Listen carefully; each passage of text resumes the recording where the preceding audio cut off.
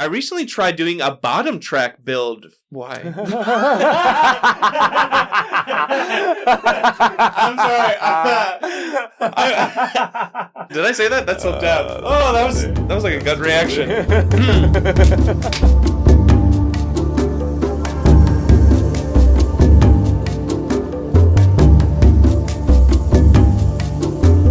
Welcome to the Kindred Spirit Podcast, a program completely dedicated to the board game Spirit Island. On this show, we examine and discuss every aspect of the game, whether they be general tips, in-depth strategies, or silly shenanigans. Today, we close out Season 2 as we cover the results for our Guard the Isle's Heart survey. Wow, it's the last episode. Let's get to it! Crazy. Let's get to it!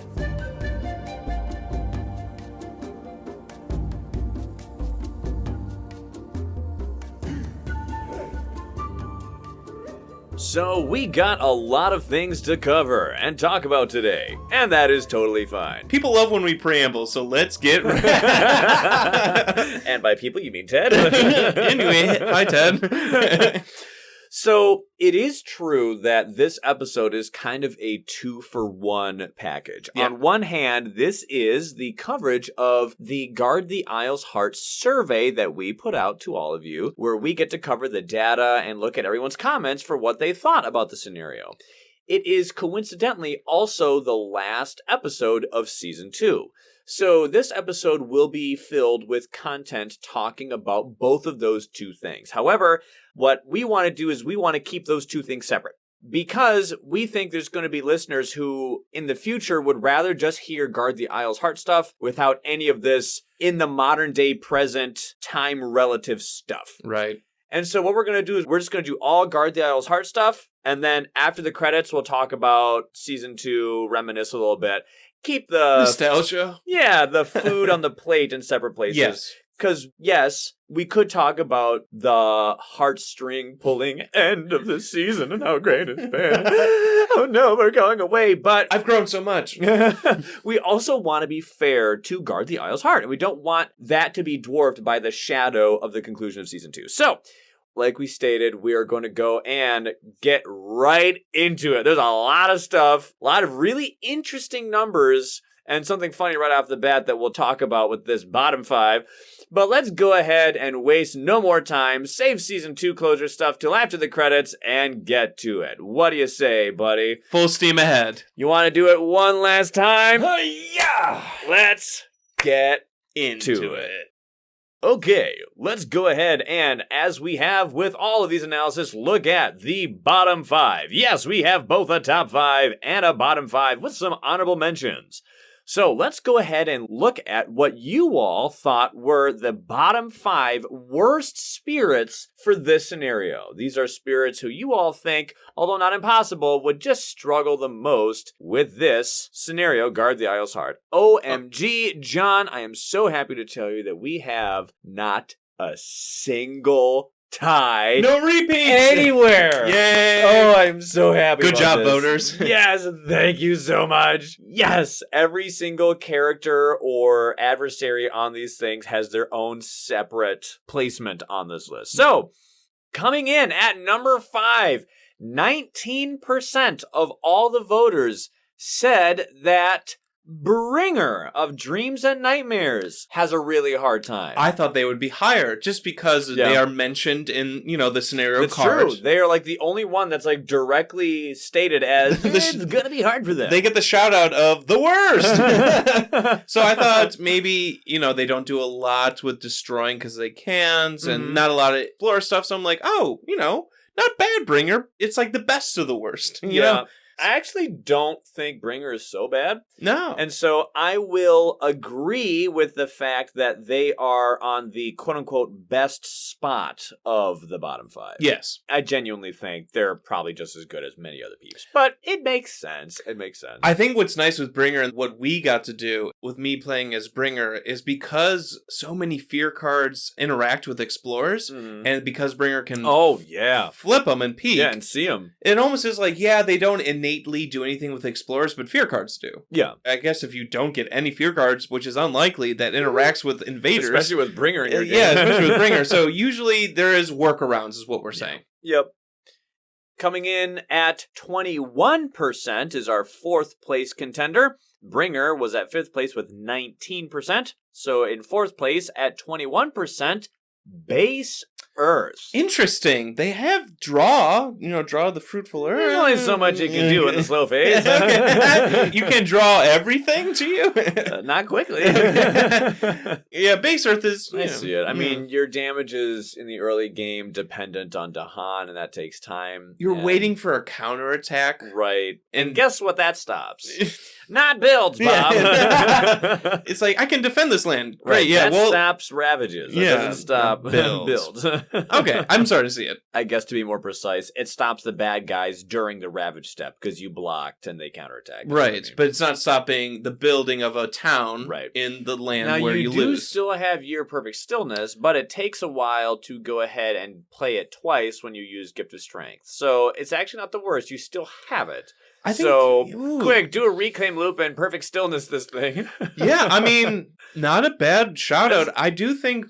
I don't know. Maybe Earth shouldn't be on this. Your Perfect Stillness is huge. Really favorable of the Fruity Destruction combo. Yeah. Although I will admit, Fruity Destruction combo, which is, if you are unfamiliar with that term, the combo of doing Draw the Fruitful Earth and Rituals of Destruction every single turn because you do a Growth 1 Reclaim loop because Earth's Growth 1 is actually really good. You can do those cards and get Gift of Strength to repeat Draw the Fruitful Earth to just vacuum suck everyone away, turn after turn, and you're just consistently doing Rituals of Destruction to do 5 damage, get that bonus sphere, keep doing stuff. Usually does really good work on medium to lower difficulties. Yeah. Not necessarily so much on the higher difficulties stuff, but it is still something that you can do. But with Guard, because there's no towns, I do think it can even work in higher difficulties. Because they remove so many towns. I'd like to try it. You know? I'd like to try it. I think that could work. I'm convincing myself not to have base doubts. Yeah.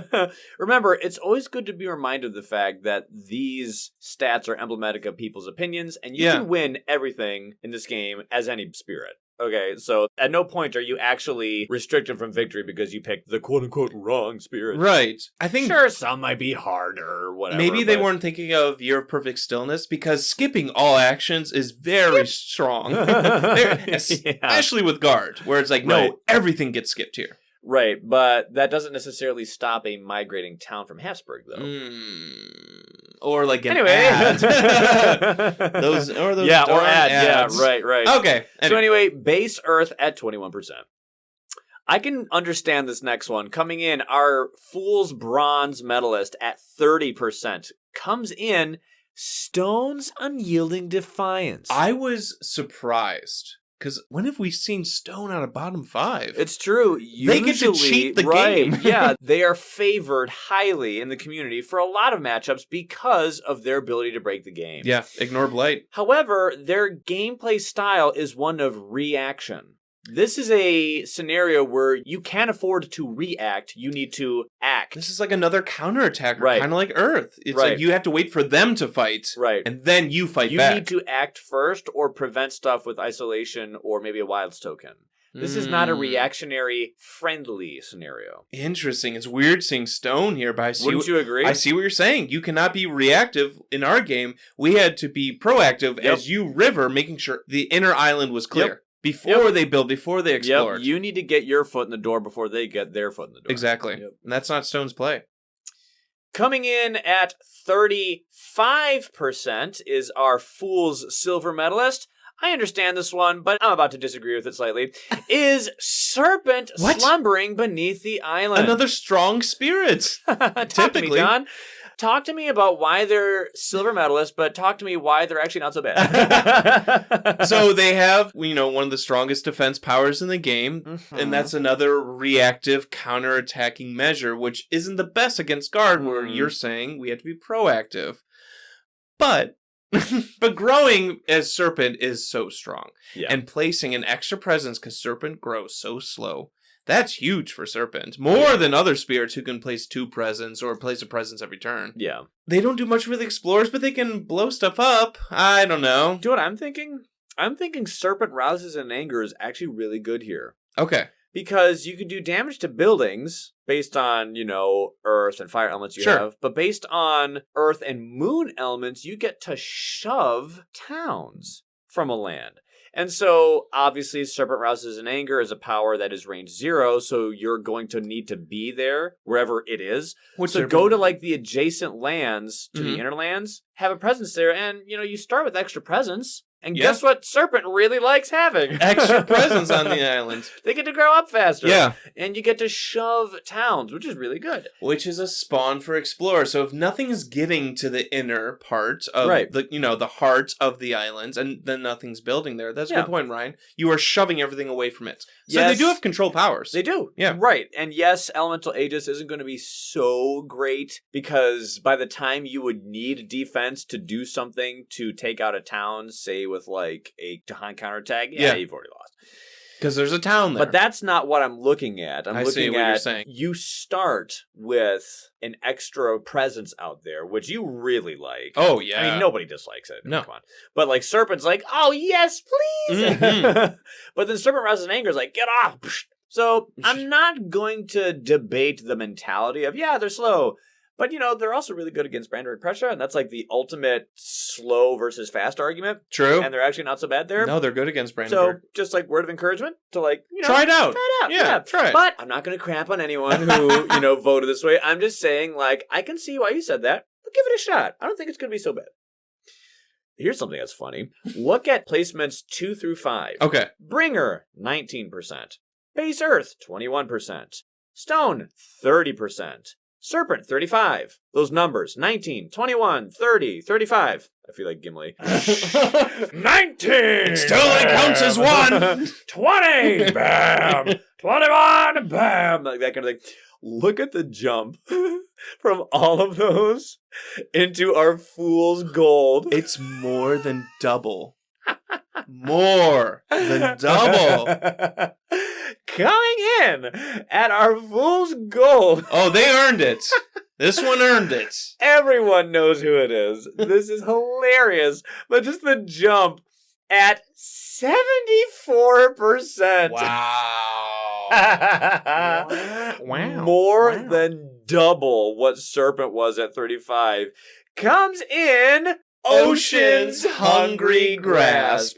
Oh, hey, I need to keep the inner lands clear. I can't go there. I can't go there. All my powers target the coast. So it's like, hey, buddy, you need to focus on the inner lands. Okay, I'll go there. And you're like, I'll keep track of your coastline for you. And the other guy's like, thanks, I don't care about that one. You're like, that's not a lost condition. So at least you get to have another presence in another ocean. Yeah, which again doesn't affect Garthiel's heart. Which doesn't help anything. No, I'm kidding. That actually really is nice because it helps them. It helps Ocean. By the end of turn 1, you're probably going to have, depending on your player count, a presence on every single ocean tile. Yep.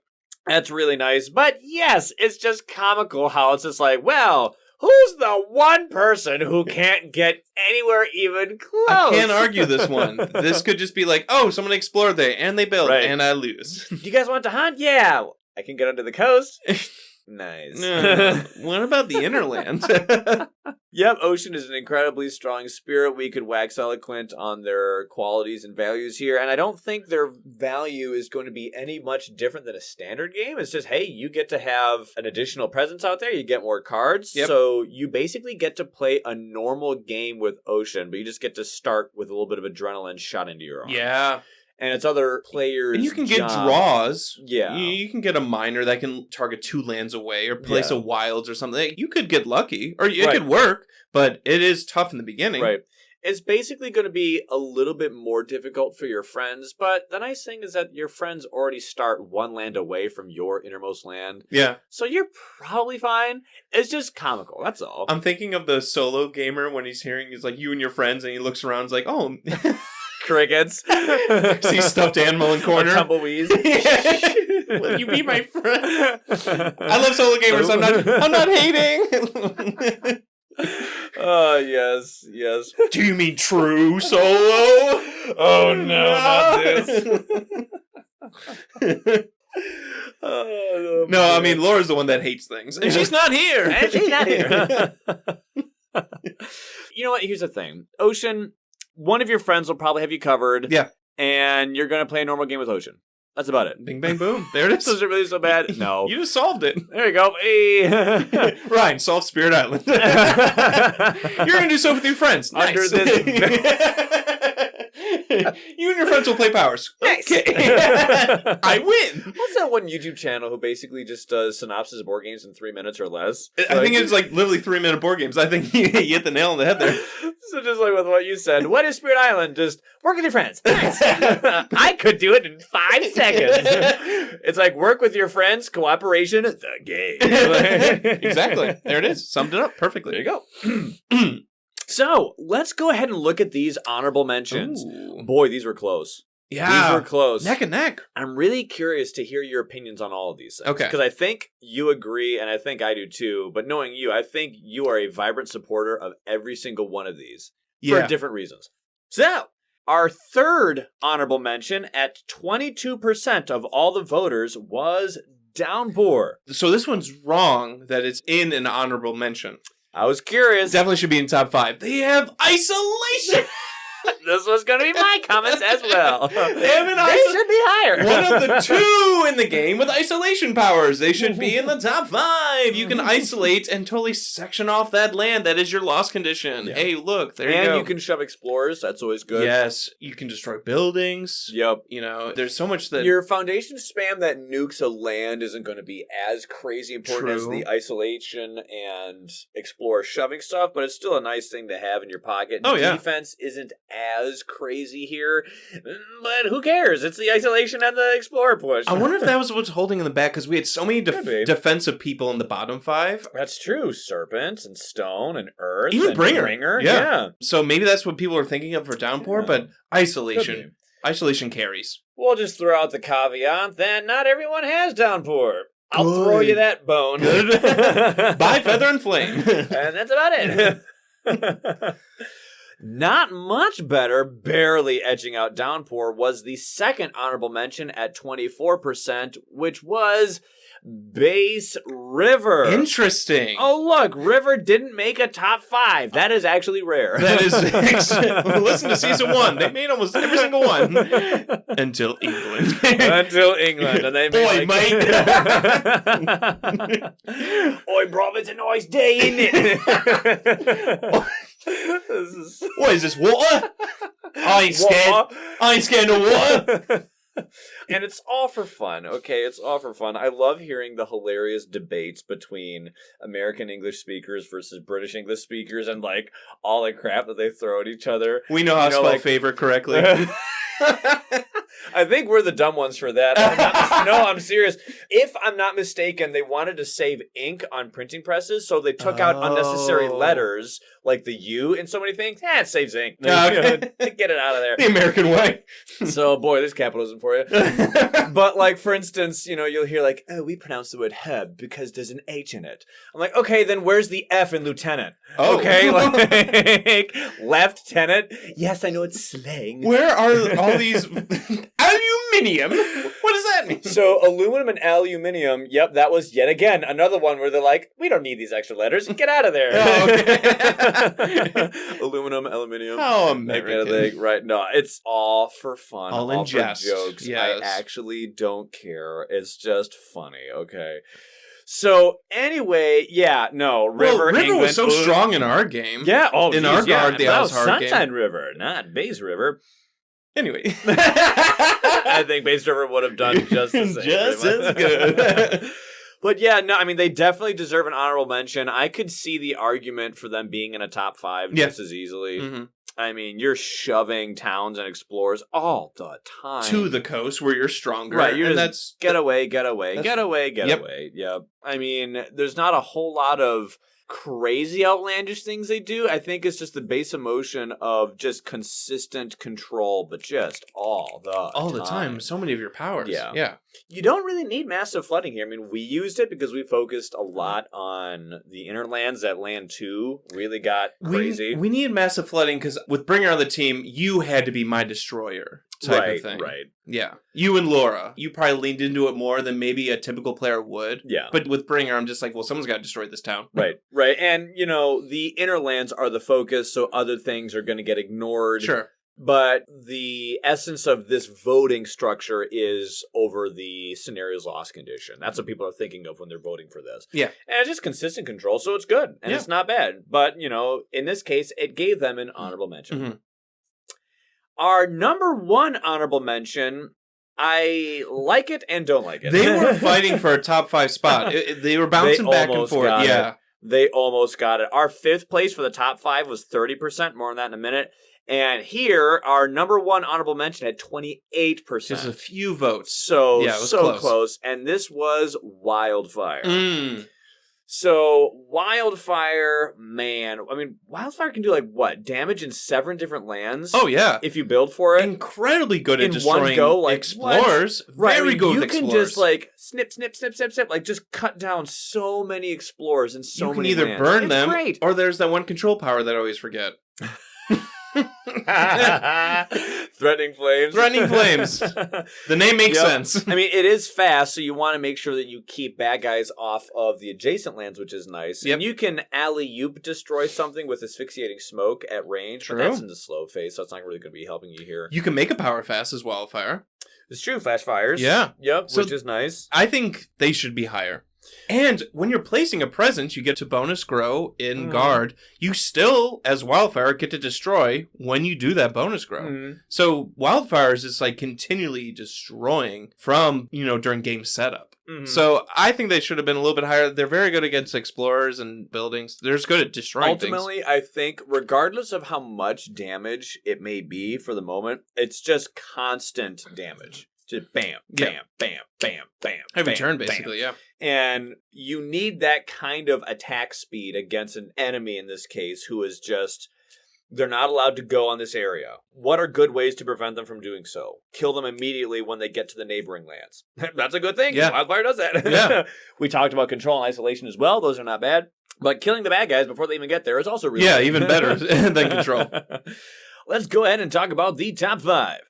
So, in 5th place at 30%, I see it. I see why they're here, and I see why they're in 5th place, is Lure of the Deep Wilderness. I think you meant to say softly beckon ever inward. But yeah, and they can shoot out wilds, and they can shoot out disease. The wild tokens, for sure. Yeah. And they have, again, a lot of control, so not going to fight this one. They are on the slower end. Mostly all slow. Right, they have a single fast. Yeah. But like you said, the kind of thing that they do is hey, look, I just had bad guys show up on the adjacent lands next to the innermost land. Okay, well, let me just go break that down really quick. And nothing can explore now. Pull you out of there. Yep. And like you said, hey, we got wilds tokens. Yeah. That's really nice. Extremely powerful. Really nice. With guard, yeah. And especially if you're going up against France, because just if it's successfully explored, extra explore, and you're just doesn't count. Token. We don't get one or two. All of them. Yep. So, no 2 explorers here. I'm not going to complain too much about Lure being here, but I understand why they were 5th. In 4th place, only a little bit better at 33%, Lure was 30, in comes Keeper of the Forbidden Wilds. Some more wilds, huh? Hey, look! More wild tokens. More wild tokens. This might be the one I would drop out of the top 5. I don't know. Yeah, I see it too. You know? No, I do. But hey, bottom track Keeper, get those wilds tokens for days. Maybe that's the thing. I need to get better at bottom track Keeper. I've gone so much into I just get to 7 energy, 3 plays, and I mean, that's just the big broken funsy. Yeah. But oh yeah, Keeper has wilds tokens. Okay, yeah. I am an advocate for a bottom track Keeper, but I mean, it's kind of a similar emotion to what we just said before. It's not going to go with Lure. Wild tokens, man. Yeah, I just think this would be the one I'd be swap out for Wildfire or Downpour or something. Yeah. Yeah. You know? Anyway. But Keeper does have a very favorable reputation. And yes, very strong. Keeper is easier to attain than Wildfire or Downpour is. That's true. You know? So these could be factors, might not be. I don't know. Well, John, look at this top 3. Ugh. We are both very happy about this. This is perfect. I don't think I would change any of these, including the order. I think I'd agree. Yeah. Well done, voters.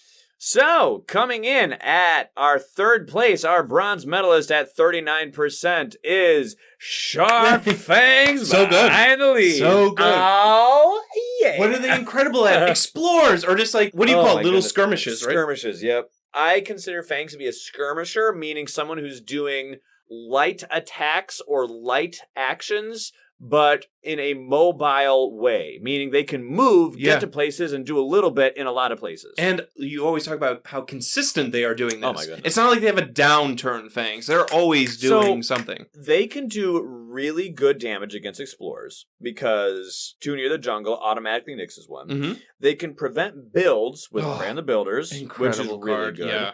And Ranging Hunt and Frenzied Assault are powers, and especially in Ranging Hunt's case, that can go off every single turn. So think about it. One of the coolest things about Ranging Hunt is that, yes, you can move beasts, but for me, the biggest thing about them is a very similar emotion to what we just said with Wildfire. It is an attack that will literally happen every turn. Single turn.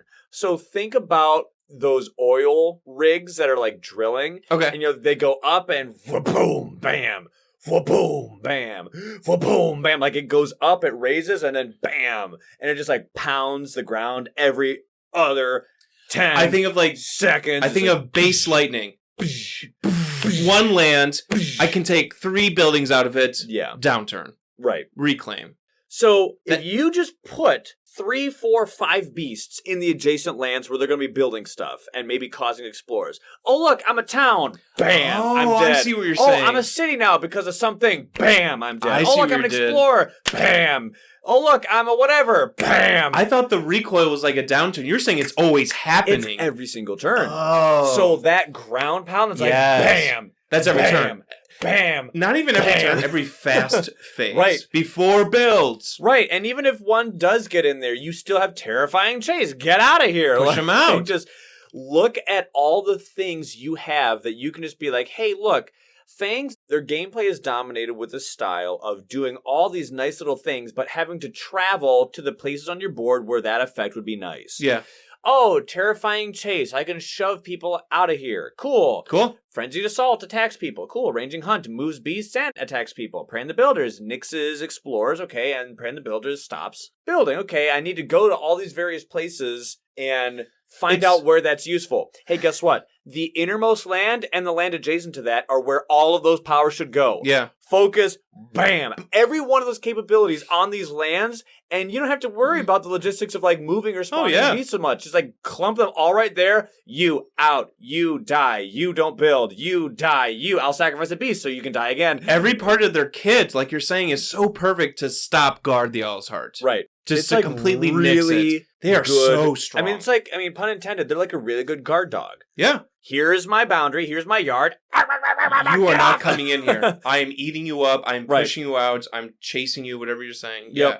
That's why I'm mad that, not mad, but like Keeper has one thing, a Wilds token. It's very strong. But then you look at Fangs where it's like, you listed off 6 things that are good against this scenario. And with their reclaim cycle, their capability to get reclaimed too, their awesome growth options, you can consistently get these cards that are doing this for you all the time. Every turn. So you have a steady stream of get off my lawn, stay off my lawn cards.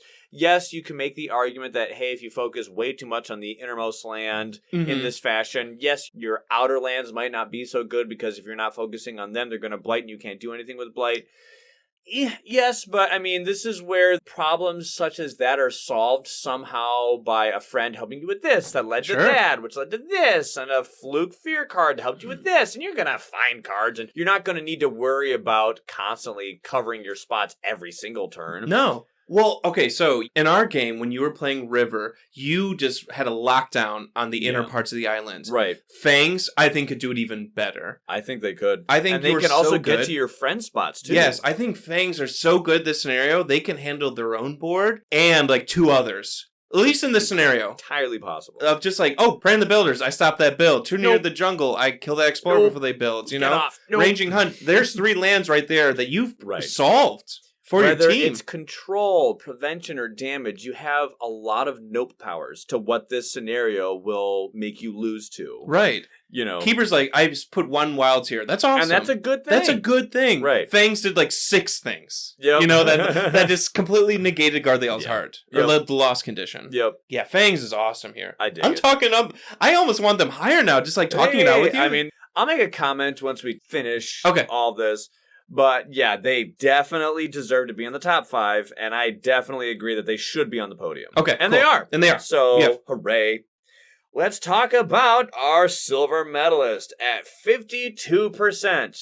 John? Finder of paths unseen. Isolation. 100%. And just the ultimate control. Ultimate control. You gone. Doesn't matter. Gone. City, town, Where am I explorer, going to put all them? gone. Who cares? Put them near the coast. Whether they're not. They're the best control in the game. They move them and they isolate the innermost land. They can have the potential to isolate 3 lands with their innate. So, yeah, incredibly strong. Sprinkle in some S-tier Dahan manipulation? Sure. Yeah, let's move them too. You know, maybe you'll get a good defend power and the Dahan will counterattack. Yeah, you don't even You need just one. need a friend that has one. Or yeah, have an offensive friend, or like you're saying, someone that pulled a defense power. You're set. Finder almost feels like it's cheating. It does. I think I like Fangs better. I think I do too. Because they can get rid of... it's more direct of a counter, I think. It is. Because Finder's just doing more Finder things. Sure. And isolation is very strong and here. it's always valuable. Which means it's not as special, because it's just more of the same. Yeah. And it's still awesome. But Fangs is just like, yeah. And they're destroying everything. In certain cases, like situations, Finder with Hepsbok, a mobile migrating town, if it's isolated, that makes sense. You're like, there's certain things where like I can see Finder being strong, but oh my goodness. Downpour and Finder, they with they isolation love being able to be like, where are they gonna go? There, isolate. Ryan, they're gonna migrate here with their town. So often in this game, you never know where the bad guys are going to go. Mm-hmm. And so that makes Wild's token placement and isolation powers really hard. That's baked into the cake of the balance of isolation as a mechanic. It's great, it's awesome, it's powerful, but you don't know where you need it. Yeah. Here, you do. So it's like, look at that land.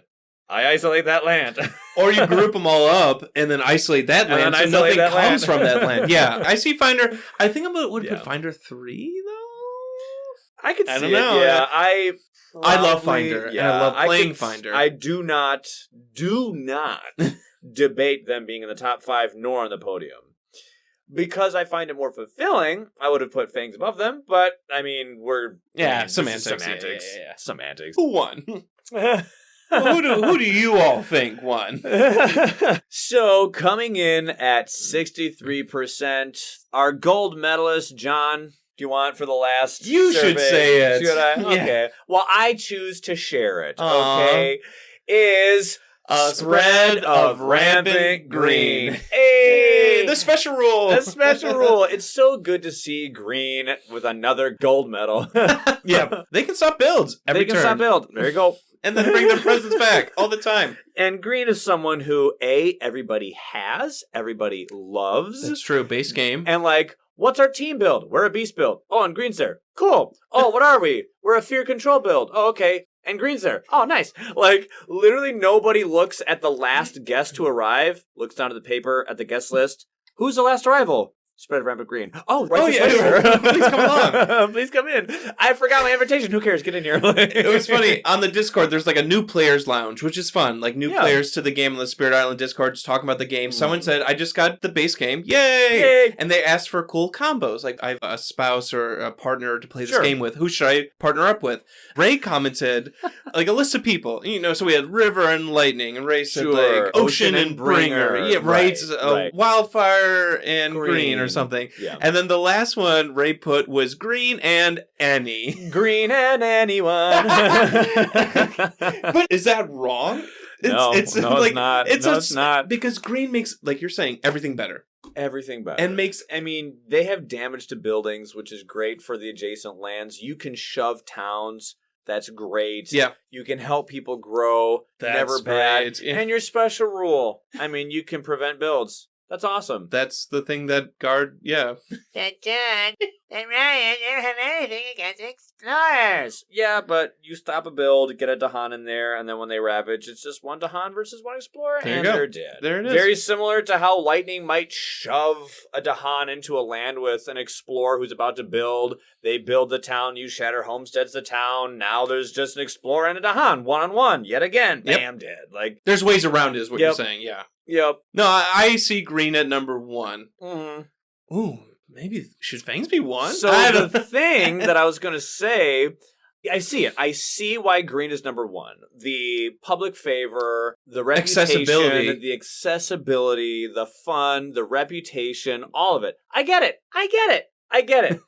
I'm the biggest green fan in our group. You've been playing green for like 4 or 5 years. You've been playing green. You do not have to convince me as to why I would question them as a gold medalist for this.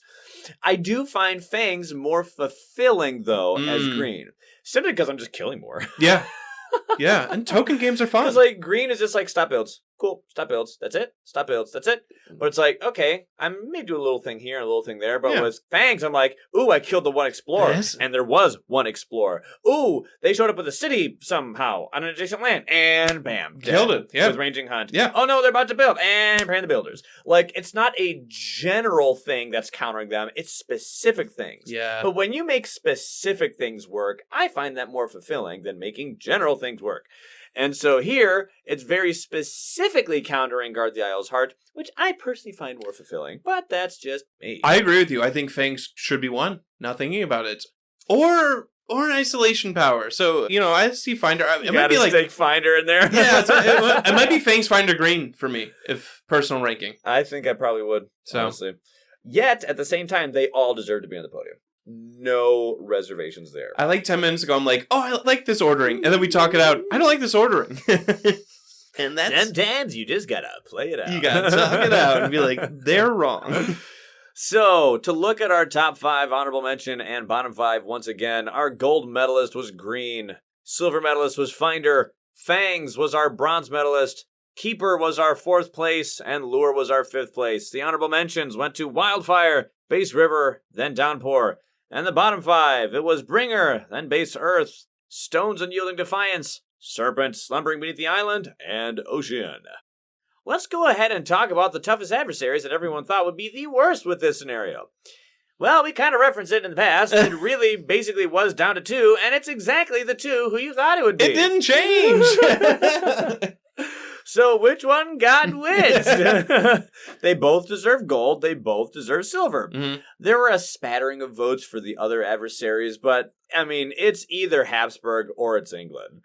We talked about it, and they're horrible. Horrible. Double towns that are moving on you. Yes. Yuck. Durable double towns. Yes, that are harder to get rid of. Or, yikes. Or England with their extra health.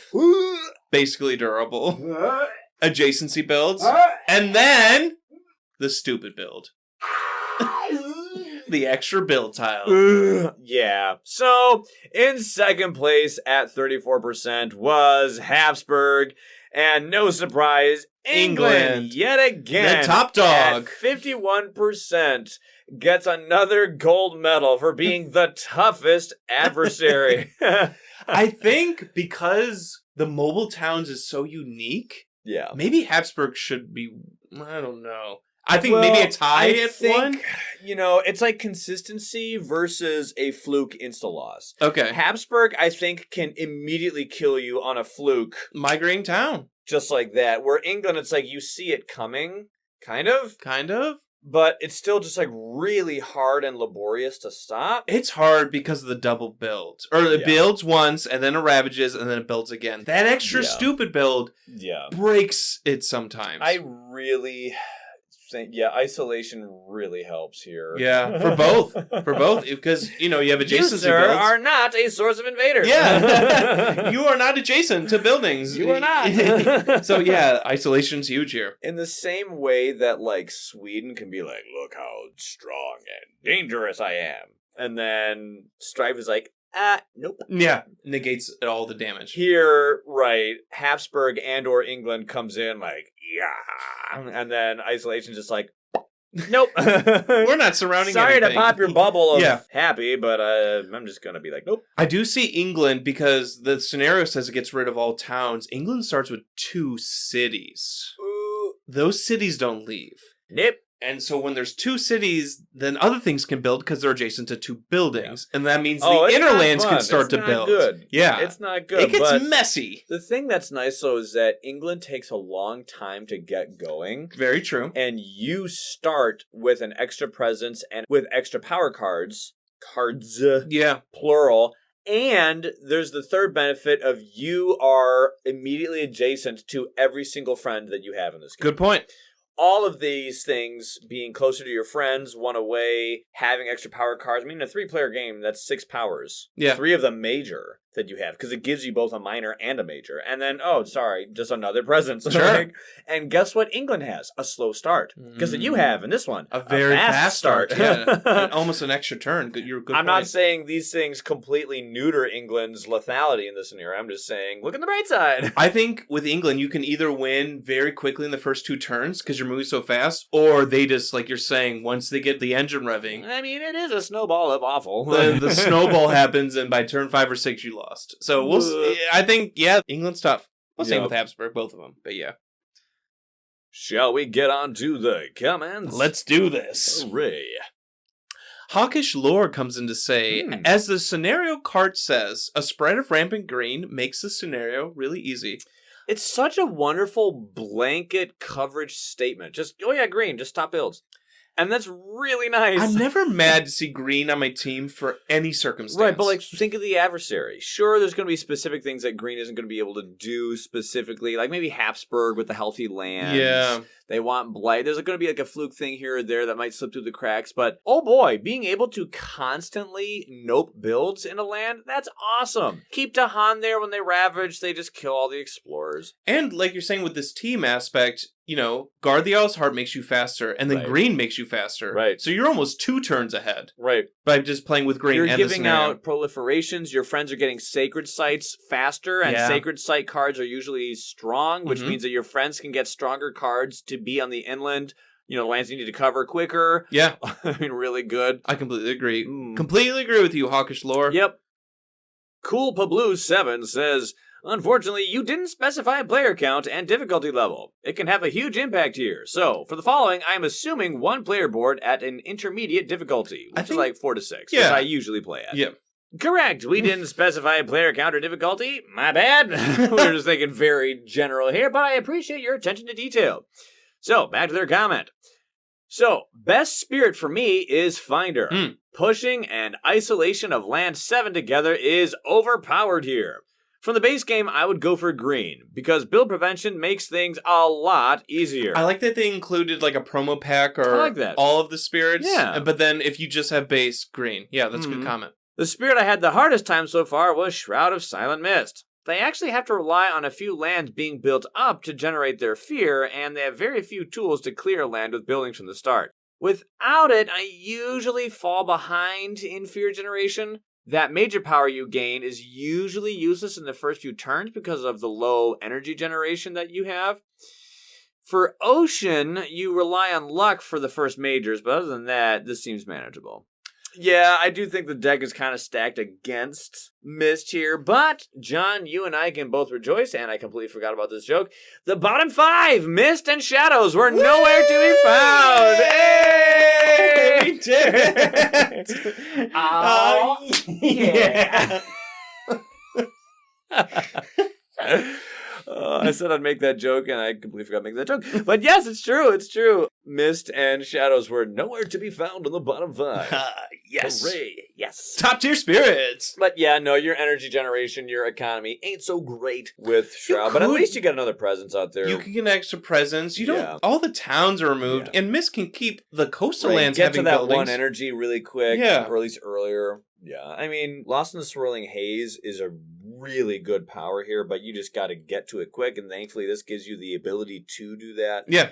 I think it's probably going to be your best thing there, is Swirling Haze. I don't think Mist is the worst. I see Ocean being very swingy. Yeah, I mean, trust me, I see the emotion. I don't disagree with you, but I mean, just like we said before, everyone has tools that are useful. And they never said that they're bad, they just said that it's just a spirit they had the hardest time with. Okay, yeah. So it's not like anti-Shroud stuff, it's just their experience. Dude, which honestly, is entirely understandable. Mist is tricky for me still. Sure. Yeah. Definitely. They say, the hardest adversary for me has to be Hepsbok. Not only does the Inland Land 7 have to be cleared, all the surrounding lands have to be cleared from towns as well. And you were mentioning this, Ryan, of you can't just keep the inner land clear. You got to focus on the adjacent ones. Yeah. Because they need to get off of the land that they're going to migrate from. This together with slow blight generation on the first 2 turns usually leads to a max second stage escalation effect and a quick loss for me. Dishonorable mention for multi-spirit Scotland. Yes. That is actually a great call out there. And we kind of talked about it a little bit, but Scotland in the context of like a 6-player game is going to be like, bleh. And they talk about it here. 6-player game leads to an instant loss during the first escalation. 4 players is really hard, but should be possible with the right cooperation. Yeah, I mean, we're talking about the fact that 1 player who has the most amount of buildings is going to have to add a ton of towns. Yeah, and that's hard. To a lot of lands. The more players you have, the more towns they're adding. So you're running out of options, is what you're saying. Right, and so it could be really gnarly. So, and with Hepsbok, if you're not blighting enough, you also have to add towns. Right. And like they said, during the escalation, if you aren't blighting enough, you're adding towns. And another town, and then another town. You actually want the inner land to be blighted. Yeah, that's a good point. Move blight in there somehow, or I don't know. Yeah, make it blighted. I don't disagree with any of those. No. Good comment. Yeah. Next comment comes from Many Windmills. Hey! I know what that is. They say, yes, scenarios are back. Hey! I've been loving these episodes lately, and it's been fun playing them more regularly. Woohoo! I've been seeing, before I move on, a lot of these comments, Ryan. Really? Of just like, this has been fun because I don't play these a lot regularly. Hooray. And that's fun to see people like exploring new aspects of this game. Hooray. I mean, that's one of the main reasons why we're doing this series. They go on to say, it's difficult for me to find a spirit who doesn't like this scenario, getting extra powers and extra presence out there, but can we discuss one of my favorite spirits, Bringer of Dreams and Nightmares? Yeah. Not being able to quote-unquote kill has reared its ugly head during my guard games. Also, Bringer doesn't do anything with explorers. Then that's true. Fingers crossed on those card draws or fear cards. Hey, I talked about that. Yeah. Getting explorers out of the center of the island before they can build a lost condition. And it was funny, I recently tried doing a bottom track build. Why? I'm sorry. Did I say that? That slipped out. Oh, that was like a gut reaction. All right, sorry. Many Windmills. I keep going. I recently tried doing a bottom track build for a Bringer in a guard game, meaning I placed a presence from the bottom track with my bonus grow and then place another bottom track presence during my turn 1 growth, which meant I could still only play 2 cards. Those 3 2s, 2, 2, 2, really sting, don't they? The next part, I swear, somewhere in the multiverse, there is Vital Strength of the Earth and Bringer arguing at each other, drunk in a bar, about whose bottom track is worse. At least you start with 2 plays. Some games I never get that many. You get passive defense, dude. That is basically a card play. People don't even acknowledge that I have a bottom track at all. Your mom's a bottom track. You say that to my face. Which face? How dare you! There's like 3 faces. You take that back! Come at me, bro.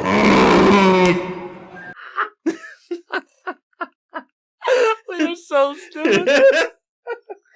I love how I started big and powerful and then I went southern somehow. Because oh wait, they're drunk. He's southern now. People are going to think we made this up. This is literally what Windmills wrote. Yes, they gave us a script. They know we do theater. Oh, Many Windmills, I love you. Oh, that was funny. That was great. That was so great. They go on to say, moving on, let's chat about something more positive. Which spirit benefits the most from this scenario? Gut reaction for me, it's a spirit who struggles to grow. So, earth, serpent, maybe lightning, parentheses, reclaim loop. Yeah. But also, I really think the spirit who benefits the most would be the ones with a lot of perks on their tracks. Sure. Finder definitely comes to mind, and everyone's favorite low complexity spirit. Man. But this one's filled to the brim with jokes. It's Firing on all pistons. I love this. Everyone's favorite low complexity spirit, Starlight. Winky face. Ryan? Say funnel one more time. I hate the hands. No, don't you say It's a funnel! It gets simpler. Go ahead, try to say the word, John. It's a You can't say it. editing, Ryan. I shake my fist.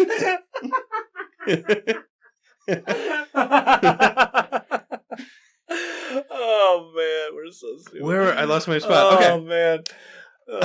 On turn 1, during a guard game, Starlight can play 3 cards and make a power fast. What's Lightning doing on turn 1 again? Not making anyone fast? Doing a no plays build? Right. Cool. So anyway, back to dominating. Oh yeah. All right, no jokes. I do see Starlight being super strong here. Yeah. Of just like being able to grow That and moon innate, dude. yeah, Moon and A being able to, gather things in so they don't build, making things fast, like Windows is saying. Yeah, Starlight's super strong. Mm-hmm. I like the perks call outs. Yeah. It's like unlocking Especially with things. Finder. Yeah, Finder can unlock, elements or extra plays or just straight up control. They go on to say, another spirit I have to mention is Fangs. Ooh, Ryan. Yes. This might be my best / my favorite. 3 plays Fangs, turn 1. Boom. Enough said. Yeah. And I'll let Ryan take over from here and explain why this is so good.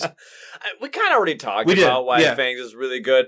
I mean, there are a plethora of reasons why having 3 card play right off the bat from turn 1 is honestly really good.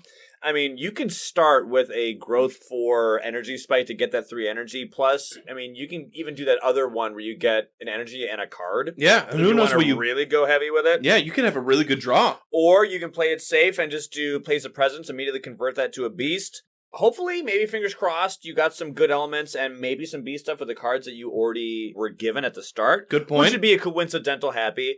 But I mean, oh my word, fully leveled up Ranging Hunt right from the get-go. Yeah. I mean, that has huge ramifications. From turn 1 on. Oh my goodness. The rest of the game, basically. It's amazing. Yeah. And we were talking about how much of their kit is so effective against guard. Yeah. If you're using almost all of your kit turn 1, right, guard doesn't have a chance. Right. Guard the Owl's Heart. Right. So yeah, I see what they're saying. And, I don't know, even if one of the adversaries gets their cities on an adjacent land, you can be like, Frenzied Assault! Bam! 1 beast takes out a city. I'll take that trade. Oh, yeah. Every day. That's something you can do. You can just alley-oop a lizard, yoink, and just, destroy buildings, right. yeah. Or any other animal who you would prefer to chuck and destroy a city. I'll let you figure that out. But yes, Fangs, super strong. And we agreed, Love it. yeah, the first part, when we were talking about Fangs. Lastly, in regards to which adversary is the hardest with guard, I think my money is on Hepsbok. Yeah. That darn level 5. Oh yeah, and the moving, migrating towns thing. That is the wave of immigration. Before the initial explorer, put the Hepsbok reminder card under the top 5 invader cards. When it is revealed on each board, add 1 city to a coastal land without cities, and add a town to the 3 inland lands with the fewest blight. Ouch. Again, this is why Ryan's been saying this. If you can, add blight to that inner land. Yeah. So then you don't have to, you can kind of work your way around that. But yeah, we agree, Hepsbok is hard. And oh yeah, the moving, migrating towns thing. Oh yeah, the towns also just move into the lands. Not great, Bob. I wish Laura's here. She loves saying that. Not great, Bob. Not great, Bob. Not great. England is also super painful because of the adjacency and this stupid build. We need to copyright the stupid build. I was gonna say, every one of our jokes and silly things, ding, ding, ding, ding, ding, in the sky. But I've been hearing stupid build a lot. I think that's getting it's so dumb. It's so dumb. Hate it. Oh, and the Scotland escalation can just lose you the game. So good luck with that. Yeah. I do love that Scotland. How many players are in this game? Oh, we lost. Okay. Oh no. All right, so they finish up. As always, thank you 3. Not sure if Laura's going to be on this episode. That's okay. I'll read this to her. Thank you 3 for all the incredible work you do for the podcast and the community. Your episodes always bring a smile to my face. Dude, you brought a smile to our face just now. I was going to say, you completely lit me up. I love this. And you've been a great resource to my friend group. Aw, what? Dude, that's awesome. Hello, Many Windmills friends. I know. Hello, gaming group. Hey. Helping them get better and learn and appreciate this wonderful board game. Keep up the good work, and I can't wait to hear all your thoughts. Aw, hooray. Way to great comment. Thank you, Mini Windmills. I don't know what to say. I am whelmed with all the warm happies.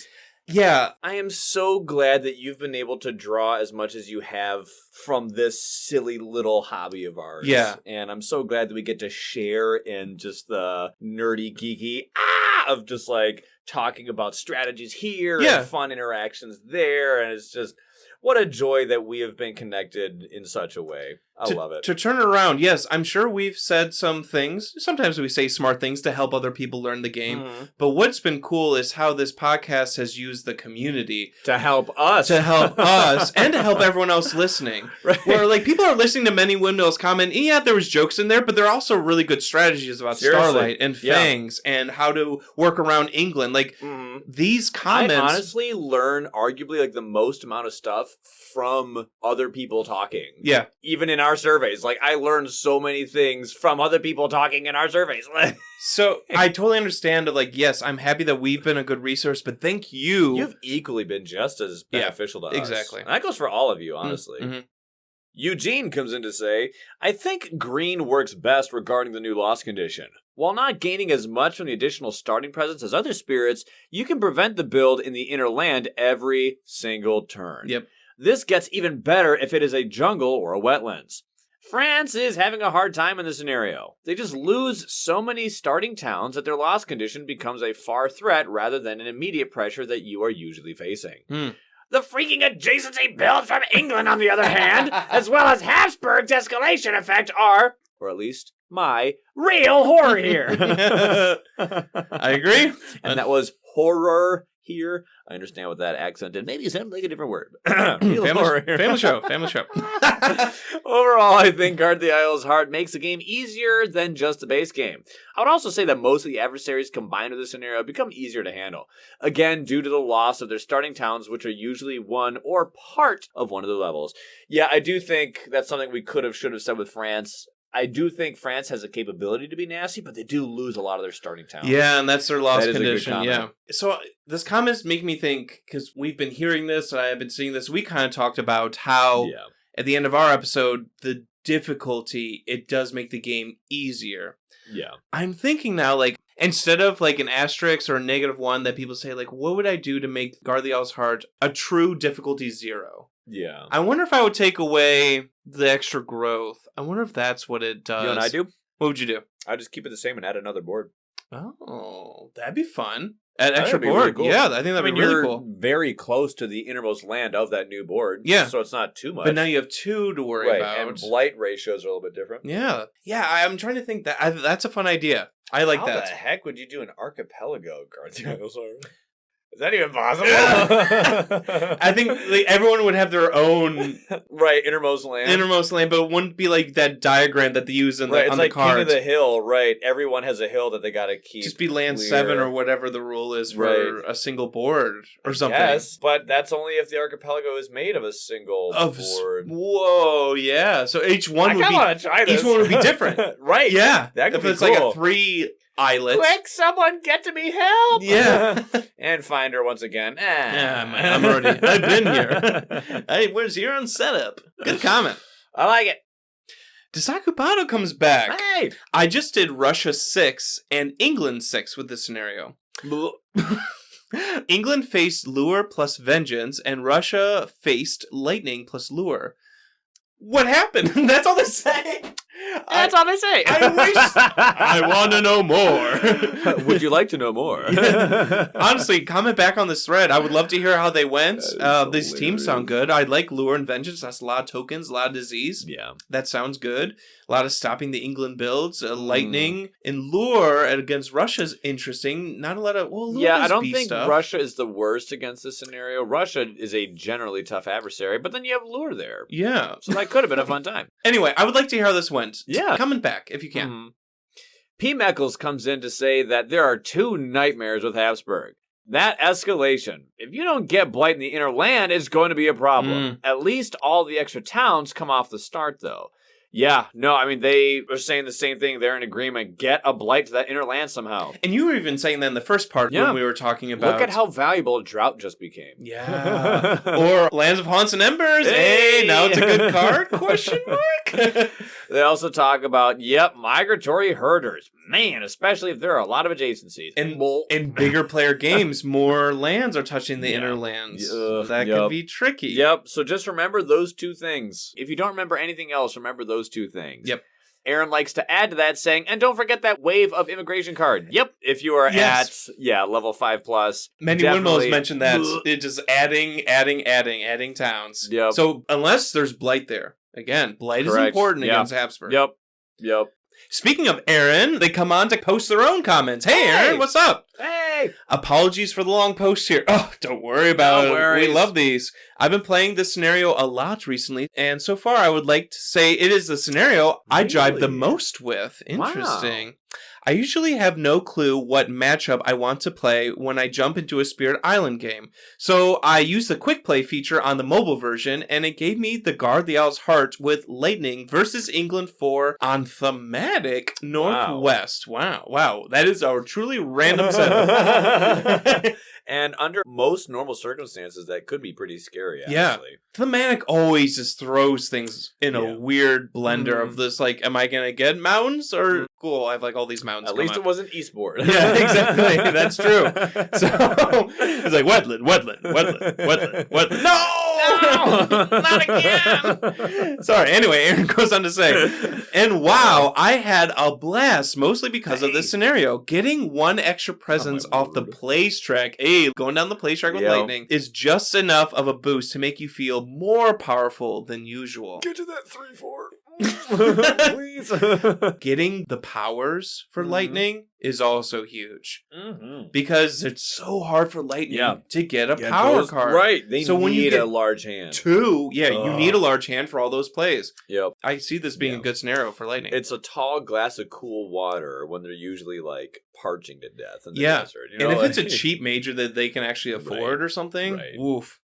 Aaron continues to say, because of this game, and because I knew the scenario was coming soon for the series, I decided to explore the Guard the Owl's Heart in more detail on the mobile version. Oh, cool. Nice. As a test drive, I played every spirit except Ocean. That's funny. With this scenario against Brandenburg, Prussia 4.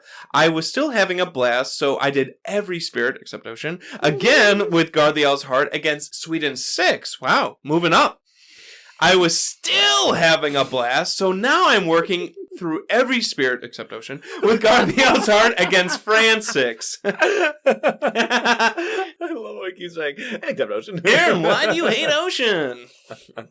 Laura comes out of nowhere. What did you say? They're still good against this scenario. They'll be fine. I'll probably move on to England once I'm through France. Maybe just level 5, though. I can't stand England 6.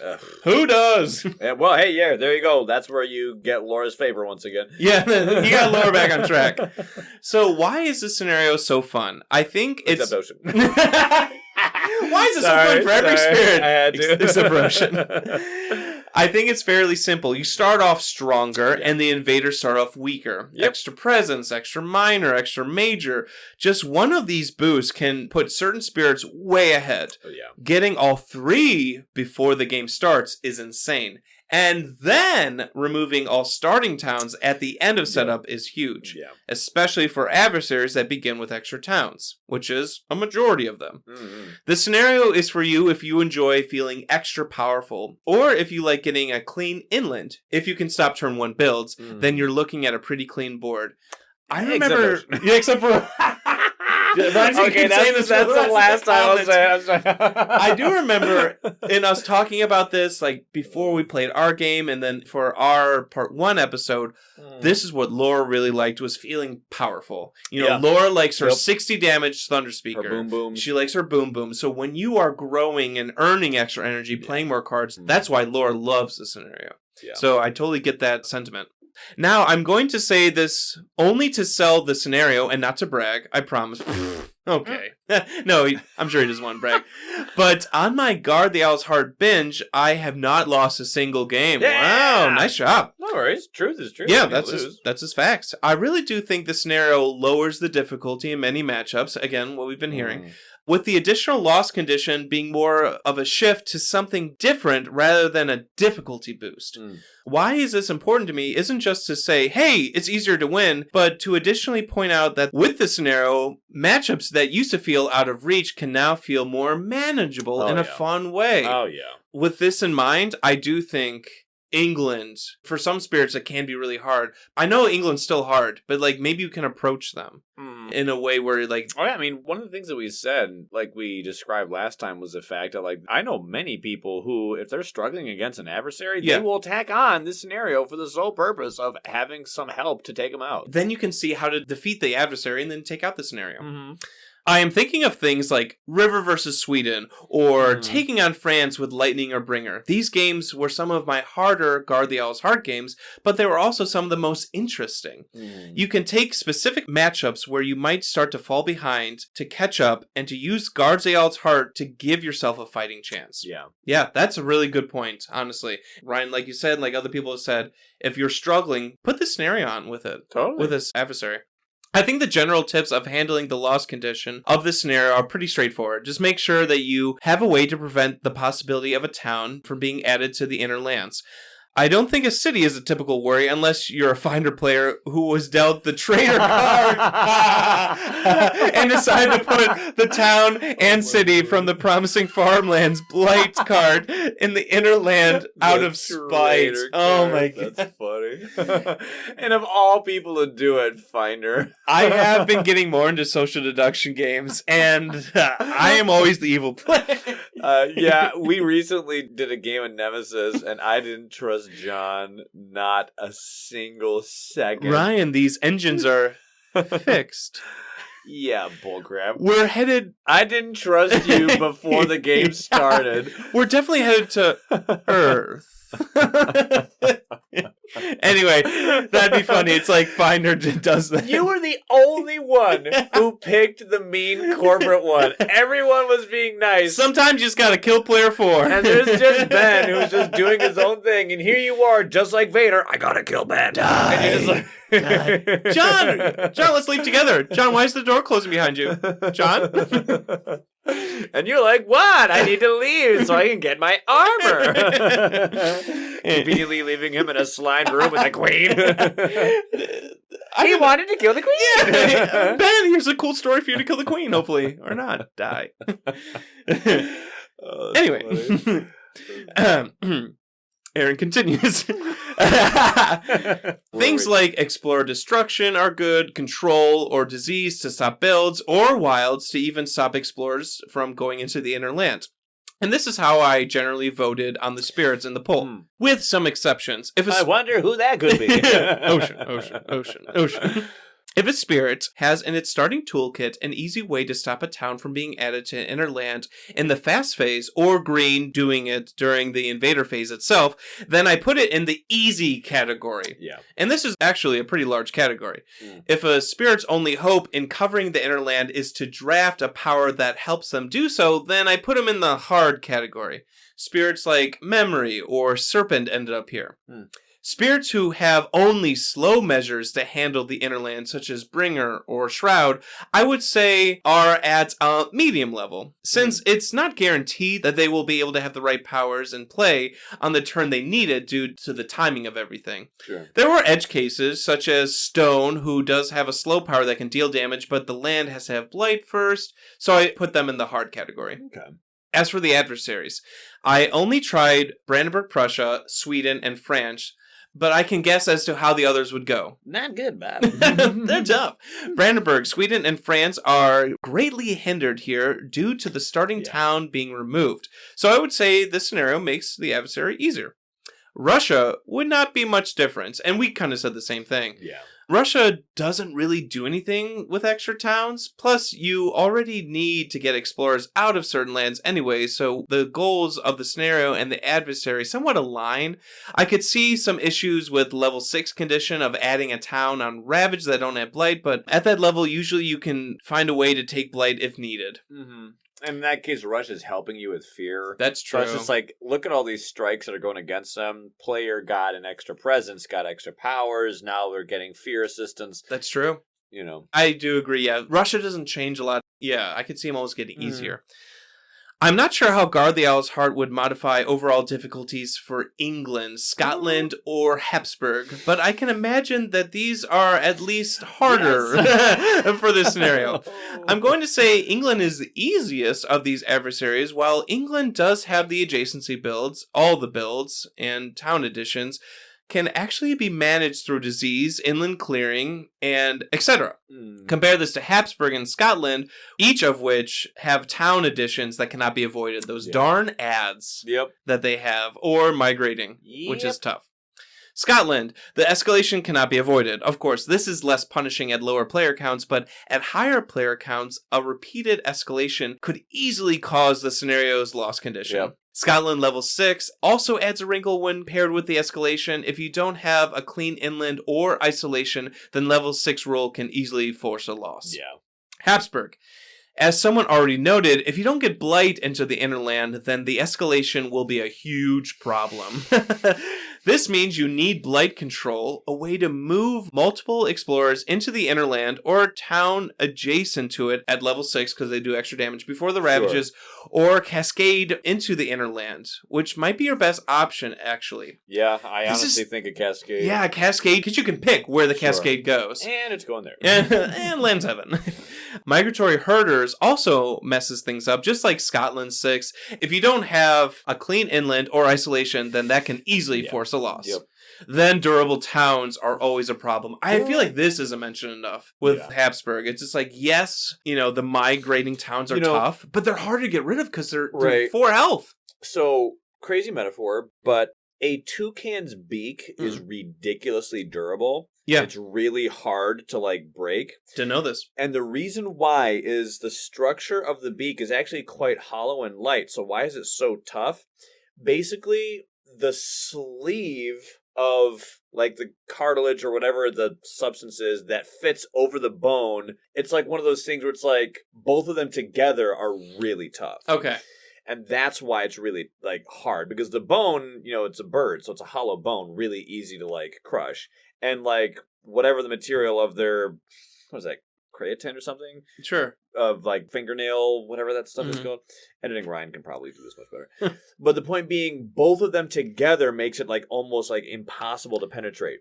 So the problem here with it, it's it's just 2 towns, or durable on its own might be an issue, but it's 2 that are both durable. Combined, that's hard. How do you get rid of that? A bundle of sticks are not so easily broken, but one stick is. Yeah. So if it was just 1 town that was durable, not so bad. If it's just 2 normal towns, but not the worst. But 2 durable towns. That's where it's greater than the sum of its parts. Yeah. I completely agree.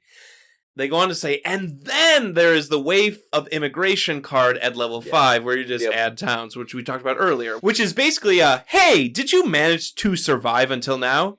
Do it again, please. No! I'm guessing the best way to handle this adversary is to just get Blight into the inner lands, as well as the lands adjacent to the inner lands, to keep those pesky towns away. Like you've been saying, Ryan, it's not just about land 7 or the inner land. It's about all the adjacent lands. And as you add players, there's so many more adjacent lands to that land. It's crazy. All right.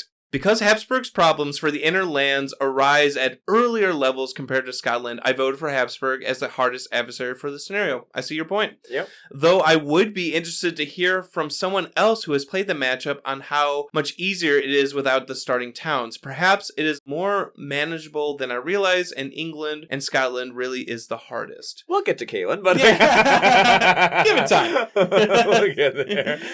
That's actually an interesting question, though, and I think that's honestly entirely fair. I forgot to ask you, John, regardless of the public's thoughts on it as far as who's the toughest, where is your gut leaning towards who actually is, the hardest? For me, I'm still nervous about Sweden's escalation, even still. Oh, yeah, that's true. That still frightens me. Between Hepsbok and England, though... Ironically, I think I'm more afraid of Hepsbok. Ironically. And, I want you to think about... I'm thinking. Think about me and how much I hate insta-losses. Oh, yeah. And how much that drives me up the wall. I think that's why I'm more afraid of it. Yeah. Because it's like, and they, dang it. Like, just like that, a town got to an adjacent land and they migrated. Dang it. Like, And you couldn't stop it. yeah. So you got me thinking. For England... A dangerous pastime, I know. Very few people will understand why that one is apropos. We are currently producing a show, Beauty and the Beast. There you go. There it is, everyone. Okay, so with England, I think it's so tricky because say your innermost land is a mountain and mountain comes up. Say you were able to stop the build, what have you. Good. You stop the first build. Because it sticks around, it ravages, there's nothing there, but then it builds again. And if it is adjacent to two other things that we're building, or if the game has gone away from you, or an event... This happened to me once. Say you had a town that was next to the innermost land. Just one town. So it's not going to build because it's not adjacent to two buildings. It's only adjacent to one. Then an event comes up. Invaders surge inland. You have to move a town to an inland land. Obviously, I'm not going to move it to the innermost land. Right. But it will still be touching my innermost land. So now there are two towns. From that event, two towns are now touching my innermost land. I lose. So I think that's tough with England because that build card sticks around and it comes up twice. But then Hepsbok, the durable towns, like you said, dude. They're harder to get rid They're of. hard to get rid of. And not many people can break down things. Shadows, lure. I mean, And hey, Shadows being good. And, the shortcut to Hepsbok is, okay, when in doubt, add blight, or let it happen, because then they get notably easier but when you do. sometimes easier said than done. But not everyone is, really conducive to doing that. Yeah. I don't know. It is weird, isn't it? I think it might be Hepsbok. And then Sweden is tough because also their escalation. And then Scotland depends on player count. Yeah. Yep. But yeah, that's a tough one. Those mad lads who are online doing those 24 Spirit games. It's 24, Spirit Scotland. 20. Help me! Please help! Anyway, really good comment, Aaron. Yes, way to break that down. I love it. I'm happy. Yes, I actually really appreciated the breakdown of specific adversaries. Specific adversaries, Yeah. breaking down why he voted for which spirits. Yep. And it is cool. Again, people are having fun with these scenarios, and I love to see that. People are, Aaron's talking about if you're struggling with an adversary, tack on Guard the Owl's Heart. It'll be a fun time. Yep. I always love to see your inputs, Aaron. Thanks for stopping by. Shown Up comes in to say, first time posting, and I love the content. Hey, welcome, Shown Up. I don't think I recognize Shown Up. Like the name, anyway. No. Welcome, welcome. I think that there are many great spirits that can handle the scenario, but for me, I like my trickster. Hey.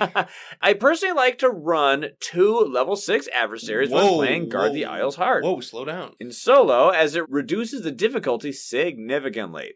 I do like playing Guard the Isle's Heart with 3+ players as well, and feel that this scenario promotes a little more collaboration on avoiding loss conditions rather than normal play, especially when playing Ocean or Stone. I feel like those 2 spirits need more help from other spirits or power cards to help keep invaders building towns. Good point. Yet, even with great teamwork or execution, sometimes RNG will just get the best of you. As for which adversary combined with Guard the Isle's Heart poses the toughest challenge, well, in my opinion, it's Hepsbok 1+. Migratory Herders is gross. So gross. Blech. Yeah, first, 100%. Love the comment. Yeah, thank you. Welcome. And yes, welcome. I love seeing new people get involved. I definitely do agree that it promotes more collaboration. I think that's one of the reasons why this one was so much more fun, and I 100% am on board with that's particularly why this could feel more fulfilling with Ocean or Stone. Yeah, I mean, 200%. How many times in our game do we say, this was a fun game? Oh, this is the funnest game we've had in a while. Wow, I had so much fun. Where do those fun emotions come from? The etymology of why we had so much fun that day was because we had to collaborate so much. We had to work together. Stakes were high. I can't get there. I'm Ocean, bro. Because in some games of Spirit Island, if I take a blight, yes, it affects you, but it's one blight. Unless it's the last blight, it's not losing us the game. So maybe you're less worried about me taking a blight in my sands. Sure. But if I get one town in my innermost sands, that does affect you. Yeah. So we all have to work. So yeah, it does feel like the stakes are higher, and you do have to work together as a team and worry about everyone's inner land to make sure no towns. I just see this point so well, and I keep reliving our game. It was so fun. I mentioned to Lauren, she's like, "Huh? I don't remember that game." But then I kind of reminded her, she's like, oh yeah, it was Vengeance, and she's eventually got it, but it was a really fun game, I love Ryan. how her name of Vengeance always changes. The Fire Lizard, the Disease Thing, the Goblin Creep. Like, She always it's never the actual right name. It's never. It's never Vengeance of a Burning Plague. What's that boiling thing? Yeah. What's that disease-ridden thing? It's like Spirit Island's version of Benedict Cumberbatch. Yeah. You know, they're always mispronouncing his name. Cumberbum. Right. Beneficial cucumber. What? Like... Cumberbottom. That's Laura with Vengeance. It's a salamander, What was right? it, the benefacting coconut? Like it's always wrong and it's never the same thing twice. And that's like, Laura. That's Laura with Vengeance. Thank you so much for coming in. Congrats on getting your first time post, and I'm so grateful that you like the content.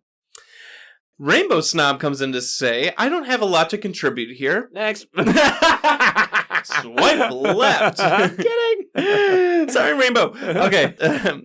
They say, just that Guard the Owl's Heart makes most matchups much easier. Yeah. Also, my friend loves playing this scenario as Starlight because those starting majors and minors and the presence really jumpstarts your Starlight game plan. John, I would love to see you play Starlight with this scenario, just because I would love to see how wide the smile on your face goes. I have never played this.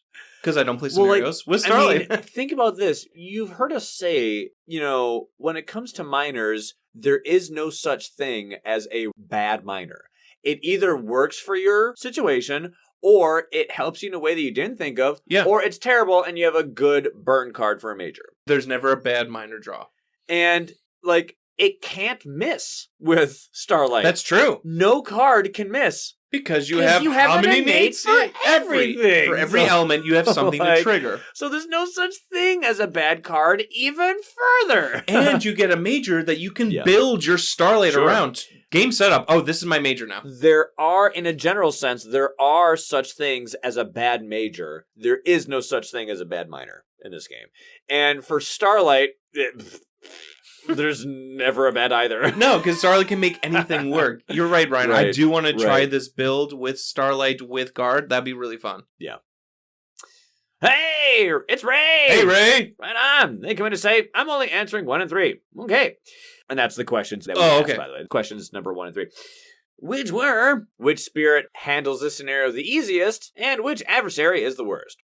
Spirits that have the easiest time are the spirits with hardcore isolation and / non-exist mechanics. They thrive versus all the edge cases of this, since they are much better than preventing builds. So that means Finder, Downpour, and Fracture. Funny how we didn't see Fracture. I know, not Absolute Stasis is really good. That land doesn't exist. Good thought. Yeah.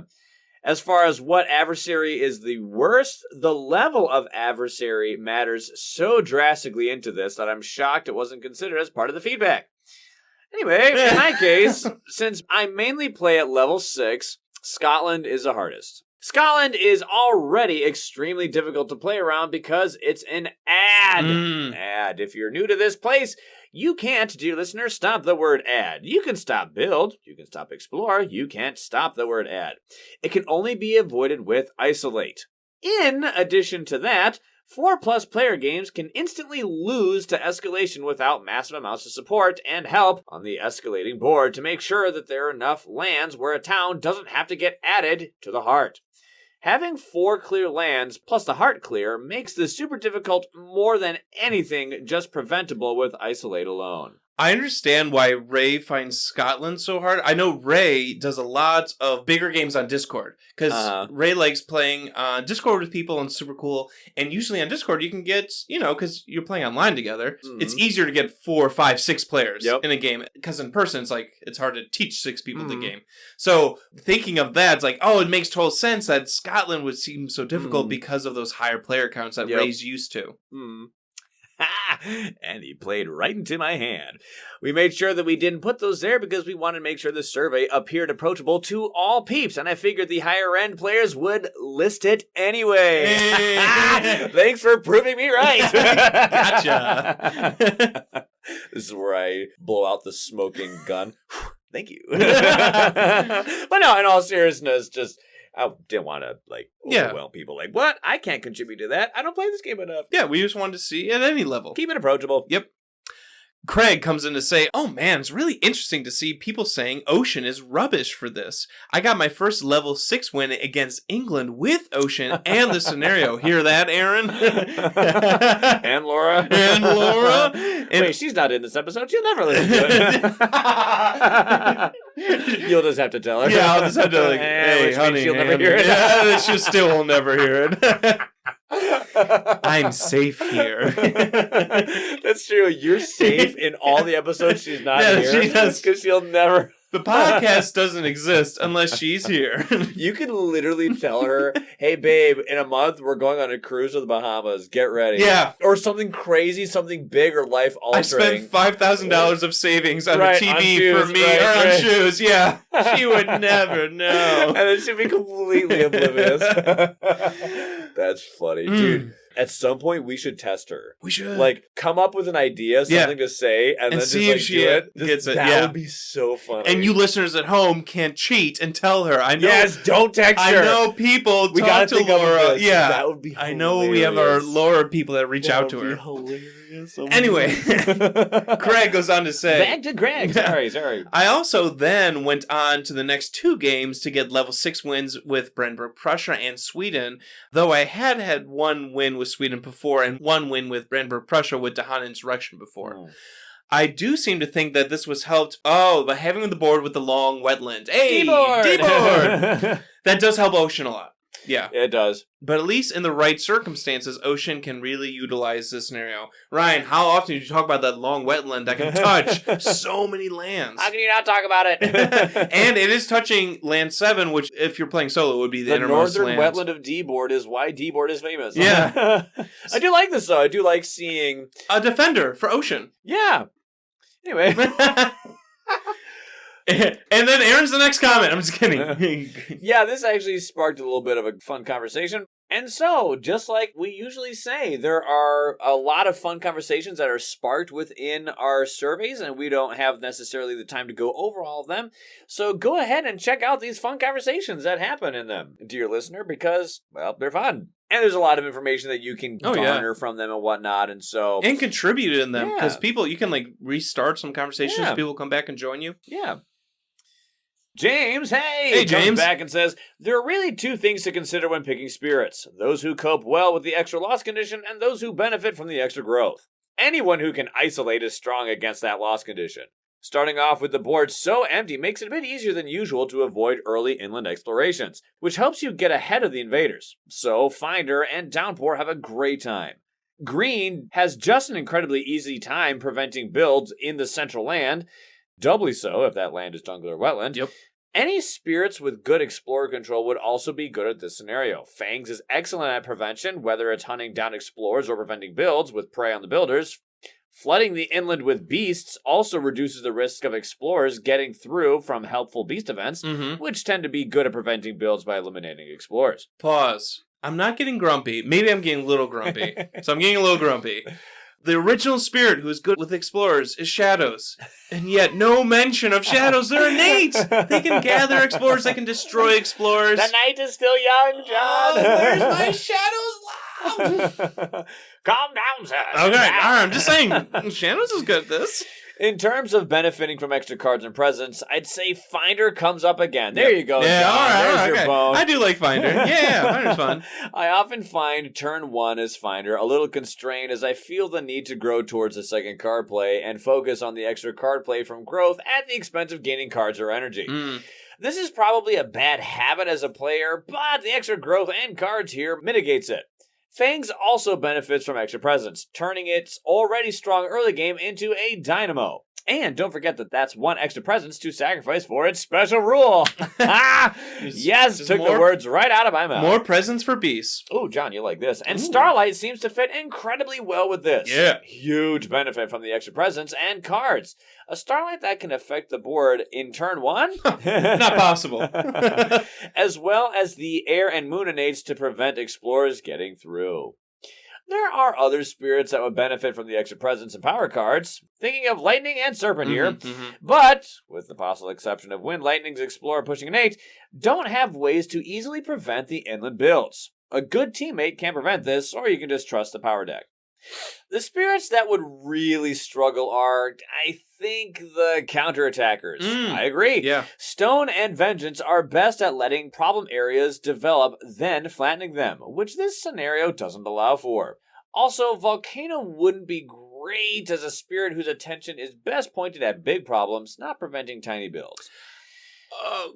Agree with Big Boom Volcano. Yes. Controlled Detonation Volcano a little bit better, but I still see it. I think the bigger boom volcano is more famous or more I talked agree, about. yeah. So that's what people think. It's fun. It's more fun to have that big stack. Yep. Also, Vengeance has disease. I know they're known for letting the disease go through to get the fear, but they still have ways of stopping builds. Yep. But I know Vengeance is more famous for letting things build up. Didn't Laura play 2 Guard the Isle's Heart games? One is Vengeance, one is Volcano. Yeah.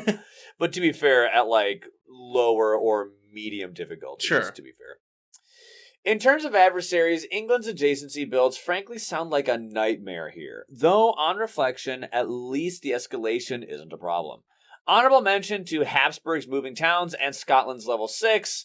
I only play with 2 players, so the Scotland escalation isn't necessarily at game-losing levels here, but it would still be a royal pain in the butt. France gets a... Hey there, Editing Ryan here. I'm coming in here real quick to give a heads up to all the parents of young kids out there. We're about to mention something more of an adult nature. Compared to other examples of restricted content, this is incredibly mild, but we want to be more cognizant of any parent's desire to safeguard what their children hear. We want to give you the choice of what's heard on the show. What you do with this information is up to you. If you'd rather avoid it entirely, you can skip to the 1 hour and 33-minute mark. Alright, back to the show. Alright, so we just had a fun little... had to Google that really quick.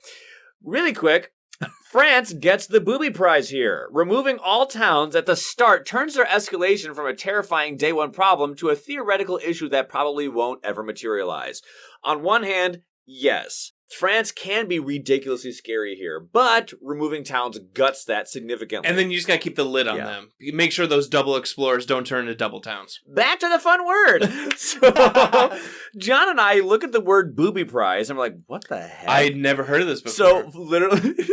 You know, us ignorant Americans. Okay, let's talk about it. We're all thinking about it. Okay, so we're like, what the heck is this?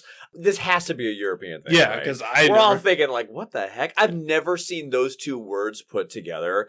So I'm like, okay, I'm thinking like participation trophy, you know, and that's what they mean it for. And I'm like, all right, so I'm going to Google it. That could be dangerous. How about I word it with, what is a? There you go. Because if I just start with sure, those words, different type of search there, buddy. Should I leave the room or I'll have Editing Ryan be like, yo, adults with kids, we're gonna talk about something really quick. Okay, yeah, give them a heads up. So I typed in what is, and of course my Google is like, oh, what is it this? What is it that? What is it this? What is it that? What is it this? And the moment I got to what is a booby and just all the predictive text, nope, gone. Completely gone. Google started judging you. So I type in what is a booby prize. I get a single answer. Okay. Just a prize given as a joke to the last place finisher in a race or competition.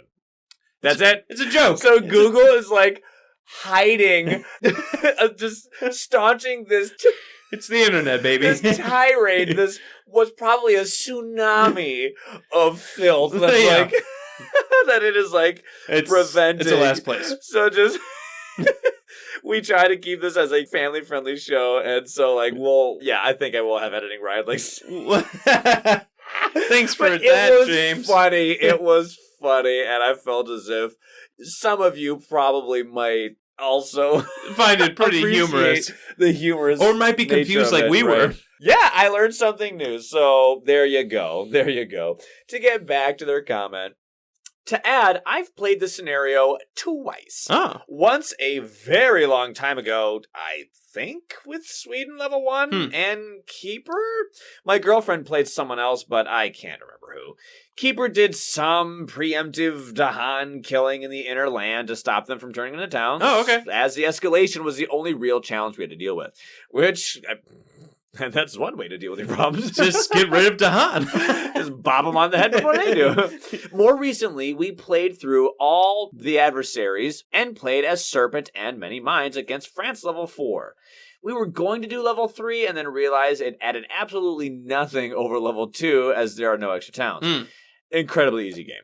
Thanks to France being generally useless without the extra towns, and Serpent benefited greatly from the extra presence placement, Many Minds can skip builds, of course, so that meant we were never at serious risk of losing to the inner land loss condition, even with Serpent having nothing in their starting toolkit to deal with it. All right, James, new challenge. You and your girlfriend take on Hepsbok.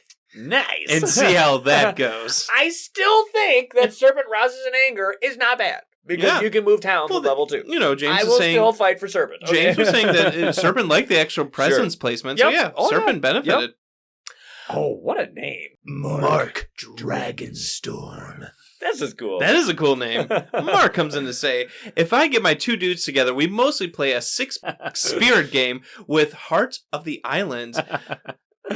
If I get my 2 dudes together. I don't know, this is funny to me. This is funny. It's just 2 bros. Yeah. We mostly play a 6-spirit game of Guard the Owl's Heart. I created a rough sketch of an additional board that fits into the middle of the candelabra-style board. Candelabra?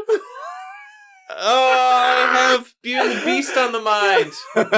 No, that's funny. I love it. Caldera. The Caldera! Keep it in. Beauty and the Beast. That's funny. Containing 6 adjacent lands. So that's cool. He created his own board that fit in the middle. I dig. Our Heart of the Island. We don't remove starting towns. Whoa. Wow. Ready, set, action.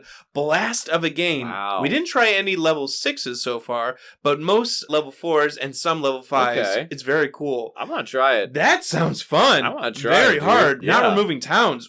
Oof. Good luck. Yikes. Well, France is scary again. France is back on the menu, boys. To the listener from the future or who doesn't understand who we are, at the current moment, the reason why some of our woes have afflicted us is because we have very little time because we are currently producing a show of Beauty and the Beast. We are in theater. That is one of our hobbies. And so that is why it is on the mind. So if you're confused as to why that is humorous or why this is prevalent in today's conversation, that is why. Blue Sick Pearl comes back in to say, Hey, Blue Sick Pearl, welcome back. I have to say that I really enjoy this scenario. It lowers the difficulty, yes, but adds a new loss condition. In my playthrough, I did a 3-spirit solo with Bringer, Lure, and Ocean. Whoa. Wow. And it was a breeze. Nice. I was going to say, those are kind of like risky peeps. Yeah. Ocean and Bringer, yet Lure's still good, and Lure's the combo good. of Bringer and Ocean is probably going to be really If good. Lure just camped out literally in the inner lands, That could be really good. Yeah. Bringer slinging. Oh, yeah. Fear, pushing things to Ocean. And elements. And Ocean elements. giving energy. Oh, yeah. Okay, let's go see what they say. Sorry. Oh, let's read what they actually said. Tangents of happy. We are prone to them. Bringer kept scaring the explorers into Lure and Ocean's kill sites. Yep. Yes. Yep. And got dire metamorphosis. Oh, so many tokens. Yes. So many tokens. Yes, which powered up Lure early on. With Ted talking about different powers being spirits katanas, I chuckled during my game as Bringer because they kept getting majors which were suited for Ocean, like Cast Down into the Briny Deep. And Lure got Accelerating Rot. This is actually pretty infuriating. And I do this in our games. Like, no, it's my turn to draw because I need to get my cards. And Laura's like, well, I want to draw a card. I'm like, no, I need my cards. To whom it may concern, the reason why Dire Metamorphosis is so good on Lure is for the price of a single Blight and a damage to Dahan, you get to deal 1 damage in target land and add every single token in the game. Every token. And Lure gets to do a lot of fun things with all the tokens. Later in my game, Bringer got Utter a Curse of Dread and Bone. Nice. Hey, Laura got that in ours. Yeah. Which turned into the which turned the spirit into Oprah, just spraying tokens all over the board for Lure to utilize. You get a token. You get a token. You get a card. You tokens. It is normally a major that I ignore, but it worked great for Bringers and Nates and Lures offense. I look forward to playing Guard the Isle's Heart more with friends. I appreciate the podcast and the scenario series. It has incentivized me to try out new challenges for this game. Keep up the great work. Oh, Blue thank Bro, you I so love it. much. That was hilarious. Great What a comment. great and hilarious way that you were seriously awesomely able to take those infuriating card draws into just something hilarious. So, and this game sounds so fun. Token games are my favorite games. Serious- When there are Yeah. tons of tokens They're on the board. so much fun. And it's because they're specifically good. Yeah. Because it's generally good to have all these preventative things out Oh, there. yeah. It's true. But you see, when Earth just goes and perfect stillness, skip. It's okay, that was a general thing that skip That was everything. good. It's awesome. That's It's great. good. I love Yeah. it. But when you have a specific disease and a specific land that you can't afford to build, and yes! I got yes! You needed to get that specific thing into the specific Or place. the wilds that Right. stop that explorer. Yes! And it's against France! Not and they two were about explorers. to do 2 explorers. Ugh. Yes! It feels more fulfilling. Yeah. So 100%. Or Beast Event comes up. Yeah. Beast Event each does 2 damage. Oh! Bentley! Bentley! Long live Bentley! They create stories, you know? Yes, it's true. So 100% I'm with you on Yep. that one. Thank you so much always for your contributions to these surveys. And we love seeing your name here. Love having you. It's true. It's true. Yagi comes in to say, hey, Yagi. Hey. What's up, guys? Hey, what up? Glad I could get in on the action before Yes, the cutoff. You yes. made it. You made it. I love seeing people who make it quick now. What? And just Because people, come to the podcast later or whenever they start listening, and then they're like, well, I want to start contributing or whatever. Yeah. But, they work through the catalog. And Yeah. I'm finally caught up. How exciting is it when there's a backlog and you do a binge and you see during the binge that there are ways that you can contribute, but Yeah. you're not there yet because Oh, it's not live. It already happened. Yeah. But now Yagi got in. Yes. And to all of the newer listeners who are listening to this survey and didn't quite make it because you are currently listening to me from the past. You Future? are in the future, but my past self is talking to you right now. We are landlocked in September of 2022. It could very well be that you are not listening to us from that timeline. So come and join us to where we currently are. Hopefully a lot of good things have happened. And we will always be doing surveys. And asking for feedback. We love this. Yep, surveys exist in our past, our present, and our future. Can't wait to see you. But back to Yagi. Yagi. I will preface my comments by saying I am not the best Spirit Island player. Neither am I. You're good. You're not listening to the best players either. Nope. I usually do two-handed, difficulty 6 through 8. That sounds pretty good to me. That's not bad, dude. I'm a coward. Nonsense. No, stop it. Nonsense. I don't typically play scenarios, but this one seemed interesting to feel a little more powerful from the start. Yeah. Yep. Like previous comments, I decided to binge this one pretty hard over the last 7 to 10 days, playing through almost every spirit. Nice. So this is the 3rd or 4th person that said that. People didn't I say this love for it. Dahan Insurrection or I for love Blitz. this. I am so happy about this. Yeah. I'm so excited that people are getting more bang for their buck out of something that they've potentially ignored. Yagi played this I find that for awesome. a week straight and played through all the spirits. I love How it. cool I is love that? it. Doesn't that make you happy? Yeah, no, that's awesome. I mean, I hate scenarios. Do that with the adversaries. I may be able to convince the community, but not John. Never me. No, honestly, our guard game was How really, really bad fun. has Powers Long Forgotten stung you? I never... blank. Blank. Blank. His Guys, face just... Guys, I got 3 Dahan in here. We can flip it. We can do it. Blank. Y'all, his face just went from happy to ugh. No, I hate that one. I have the worst luck. Oh, man. You know, the famous theater symbol where it's 2 face masks, and Yes. one is the happy, one One's is crying. that was you. Yay! Oh! Don't say that word around me. I never flip over the good ones. I'm having fun with this. This is fun. This is I'm fun. having a good time. Yagi says, I started playing against England 3, but that stupid build can sneak up on you in a very bad way. Yep. Yes, You heard me. Yep. It just keeps coming up. I switched over to France thinking that the loss condition for them, which I think is the worst in the game, wouldn't be as burdensome. So for the remainder of my games, I play against France 6. The biggest swing I saw came from the first couple invader draws, especially against France.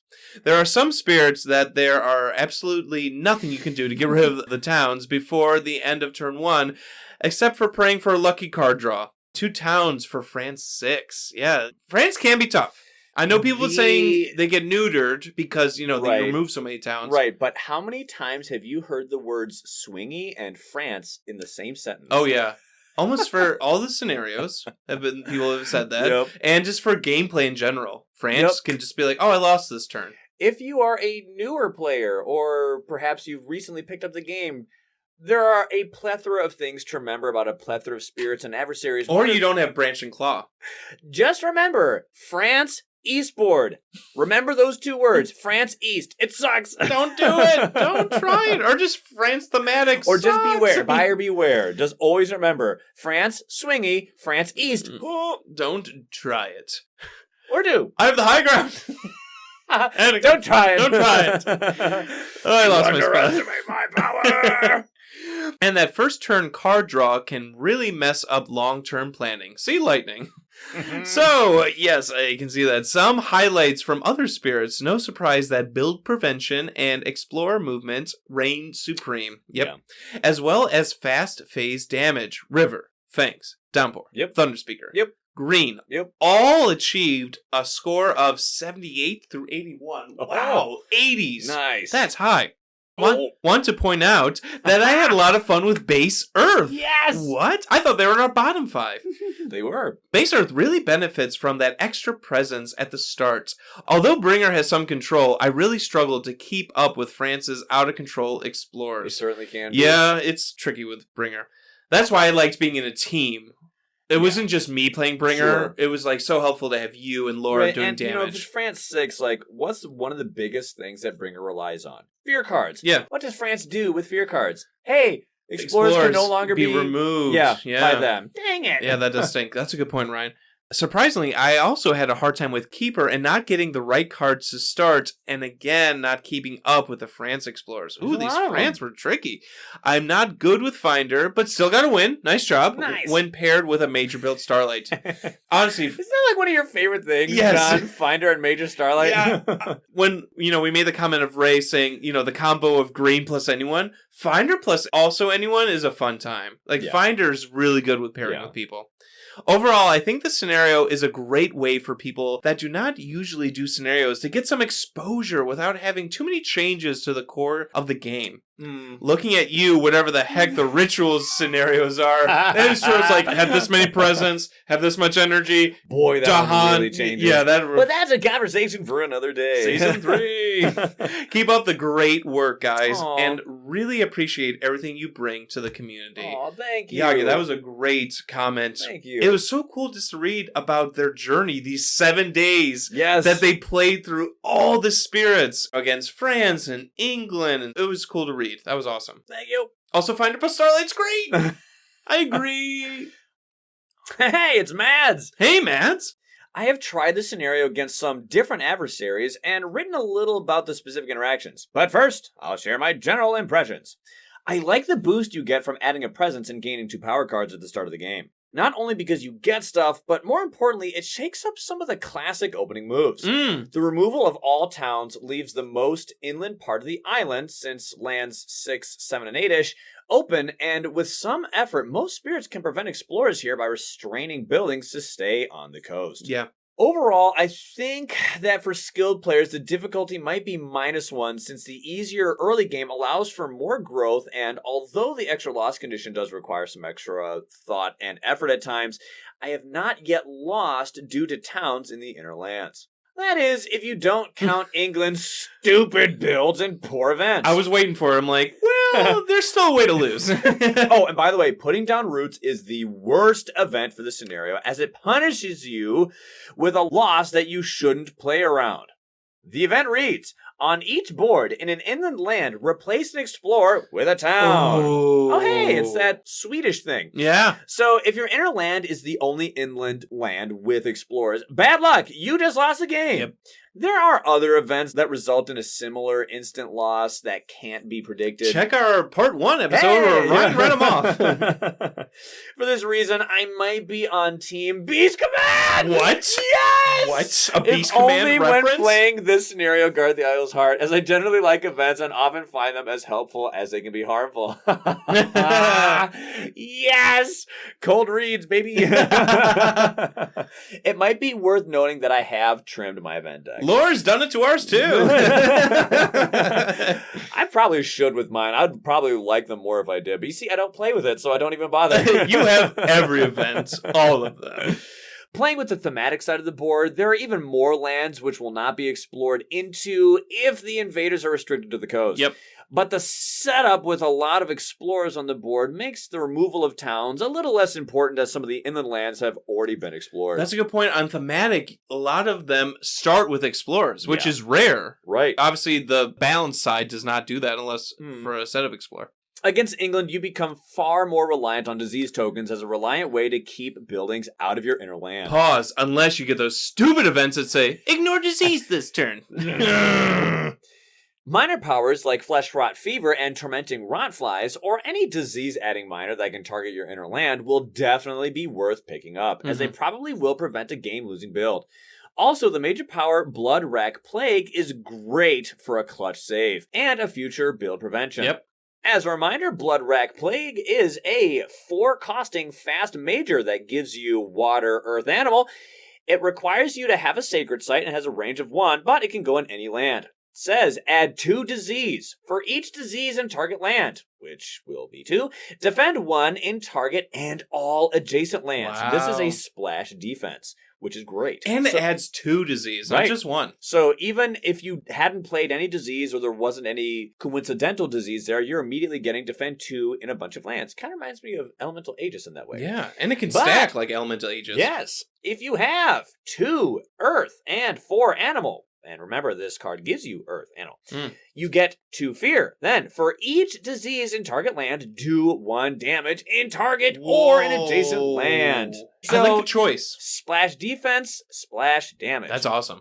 I guess technically not splash damage because it says damage in target land or adjacent land. But you get to pick. But you get to pick. And that's cool. Which is great. So you can see how that major would go great with Flesh Rot Fever or Tormenting Rotflies. Yeah, just so many disease. As for England's stupid build, the game starts off a lot easier than a normal game. The removal of all towns means that not all lands are adjacent to 2 buildings. So removing an explorer from an inland land might actually be meaningful. Shadow cheers in the background. Finally, someone talked about shadows. Shadows can play 3 cards turn 1. They can trigger the second tier of their name and destroy 2 explorers. Man. Why is no one talking about this? Okay. If I don't cut you off here, you'll go on for Anyway, a half shadows hour. analysis. You start the game with doing growth 3 only. Later in the game, you need to be very careful, though, as a high immigration tile might cause an inner land to be adjacent to more towns than you would expect it to be. It recently cost me a game where Serpent would have activated its right innate Serpent Rouses in Anger at the highest level for a game win. Oh no. Snakequake! For a win, too, but instead a town got the stupid build in my inner land because I didn't plan properly for the adjacent town builds by the immigration tile. That hurts my heart. Oh, stupid England. I am so sorry. That stings. And that would have won the game. It's like the coolest my innate in the word. game when it's Yeah. triggered. You get to destroy so much. Destroy so many things. Wow. That stings. I'm so sorry. We honestly feel their pain right now. Yeah. Against France, the overall game plan is the same as playing without the scenario. The escalation effect is the only place the scenario really interacts. France's escalation reads, after exploring on each board, pick a land of the shown terrain. If it has a building, add a blight. Otherwise, add a town. So, if your inner land is a jungle, well, then you know that the other jungle on your board is the one that will be hit by the escalation effect. Yep. Hence, it is a particularly good idea to keep the other jungle clear of buildings. A smaller interaction between France and the scenario is that France's additional loss condition is a lot easier to get around, since there are no towns on the board at the start of the game. So, reaching 7 towns per player will take longer. Against Hepsbok, oh my! The gather a town after the build is devastating. Those migrating herds. Those migratory herders. The only workarounds that I have found is isolating the inner land or simply keeping all the adjacent lands clear. But the isolate strategy really works best if you play Downpour or Finder, as they are the only spirits with an isolate naturally in their kit. And the kill or move anything adjacent strategy, well, I mean, it works fine if you're playing at level 3 or lower, but with the extra town health, it becomes nearly impossible unless you are playing a counter pick like Vengeance or Wildfire. Ooh, Wildfire shout out. Hey, yeah, or to someone that just has access to, like, maybe good majors. I'm thinking of Keeper here, Serpents, if That's you a can good get point. that far. Major, Starlight could be good here. Because majors even can Shifting Memory. Oh, yeah, can sling majors. Right.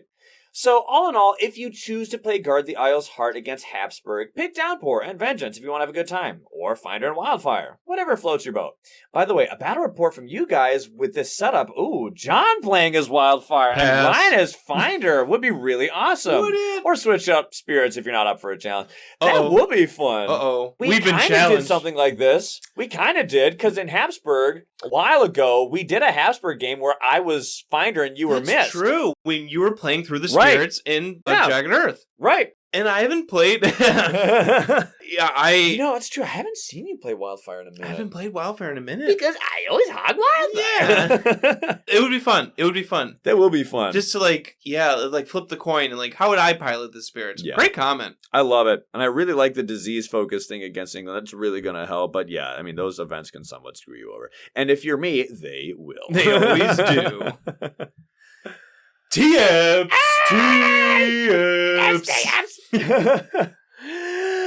So, for the last few scenario surveys, I've been like, yeah, they are a bit imbalanced, but also quite fun. Mm-hmm. But this one takes that statement to the extreme. It can also be a ton of fun, but if you're totally into studying the different difficulties and recording the data for each spirit like me, this is going to take that data and throw it off a cliff. Throw it off a cliff. I love it. This scenario is basically the Spirit Island equivalent of the game Genie for the NES. Yes, I'm that old. Yes. I've never played the game Genie. Yes. I love it. But I'm sure it's a good reference. Do you know what that is? No. Would you potentially I had a Super recognize Nintendo. what a Game Shark is? Yes. John. Yes. Game Shark for the NES. Oh, okay. There you go. Thank you. Nice. Tips. Firstly, let me just get my bearings. Firstly, starting off with an additional presence is wild. It can result in more wilds. Hey! Debates about the power of growth through sacrifice has left the Spirit Island community in utter disarray because of its cheap means to help spirits get ahead faster. And here comes this scenario kicking in the door, giving the spirits a free presence placement just for showing up to the fight. No card play, no presence sacrifice, no opportunity cost. Just here you are with all the power of growth through sacrifice with none of the effort. Wow, that's a good point. Yep. Love that card, Ryan. Love growth through John sacrifice. yeah. Anytime I see it, If I take John it. could wed a Power 2 by card. whatever size card this is, he would.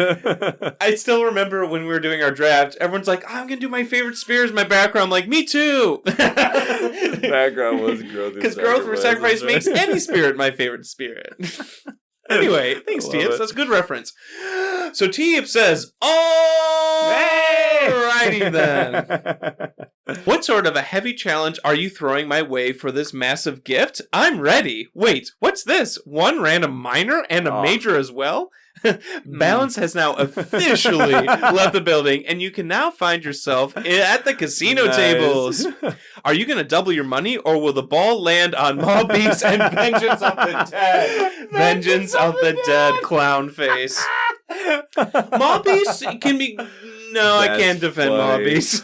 That's funny. Oh, man. John, would you like to give the context for why that is so hilarious? So Maul Beast is a terrible... Ryan's like, there's no bad minors. Well, then there's Maul Beast. Well, John, what did I say? There are always, even if it's a card that you don't want to use, it could be a good burn for a card. major. Savage Maul Beast, one good thing, it's free. It has a fire and an animal, and it needs a Sacred Scythe. So that makes things tough. You're like, oh, Sacred Scythe, maybe it's a strong power. If the Tarka land is jungle or wetlands, 1 fear, 1 damage. Cool. Nice. Regardless of what they do, these cards suck. And then Very low pick rate. Vengeance of the Dead is basically getting reworked. It has like an exploratory version because it's so bad. Okay, so quick sidebar. Sometimes things on paper versus execution entirely different. So we can just adapt them and change them. Yeah, sometimes you get a dead draw. I was once doing this on digital, and I was playing Shadows, and I pulled Briny Deep. I'm like, cool, never will be able to play this. It costs 9, I don't have the elements for it. Thanks, game! So I know that feeling, Tips. Either way, this is likely another nice buff for your spirit. Yep. Yeah, these cards typically, for the most part, are good. They're either drawing out your reclaim or, like Ryan saying, you are drafting a burn card. Who knows? They're usually helpful. Events, you could use them for like paying for events. So they usually are helpful in some way.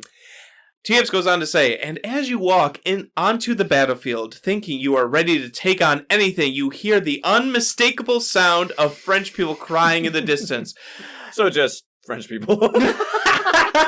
Sacre bleu!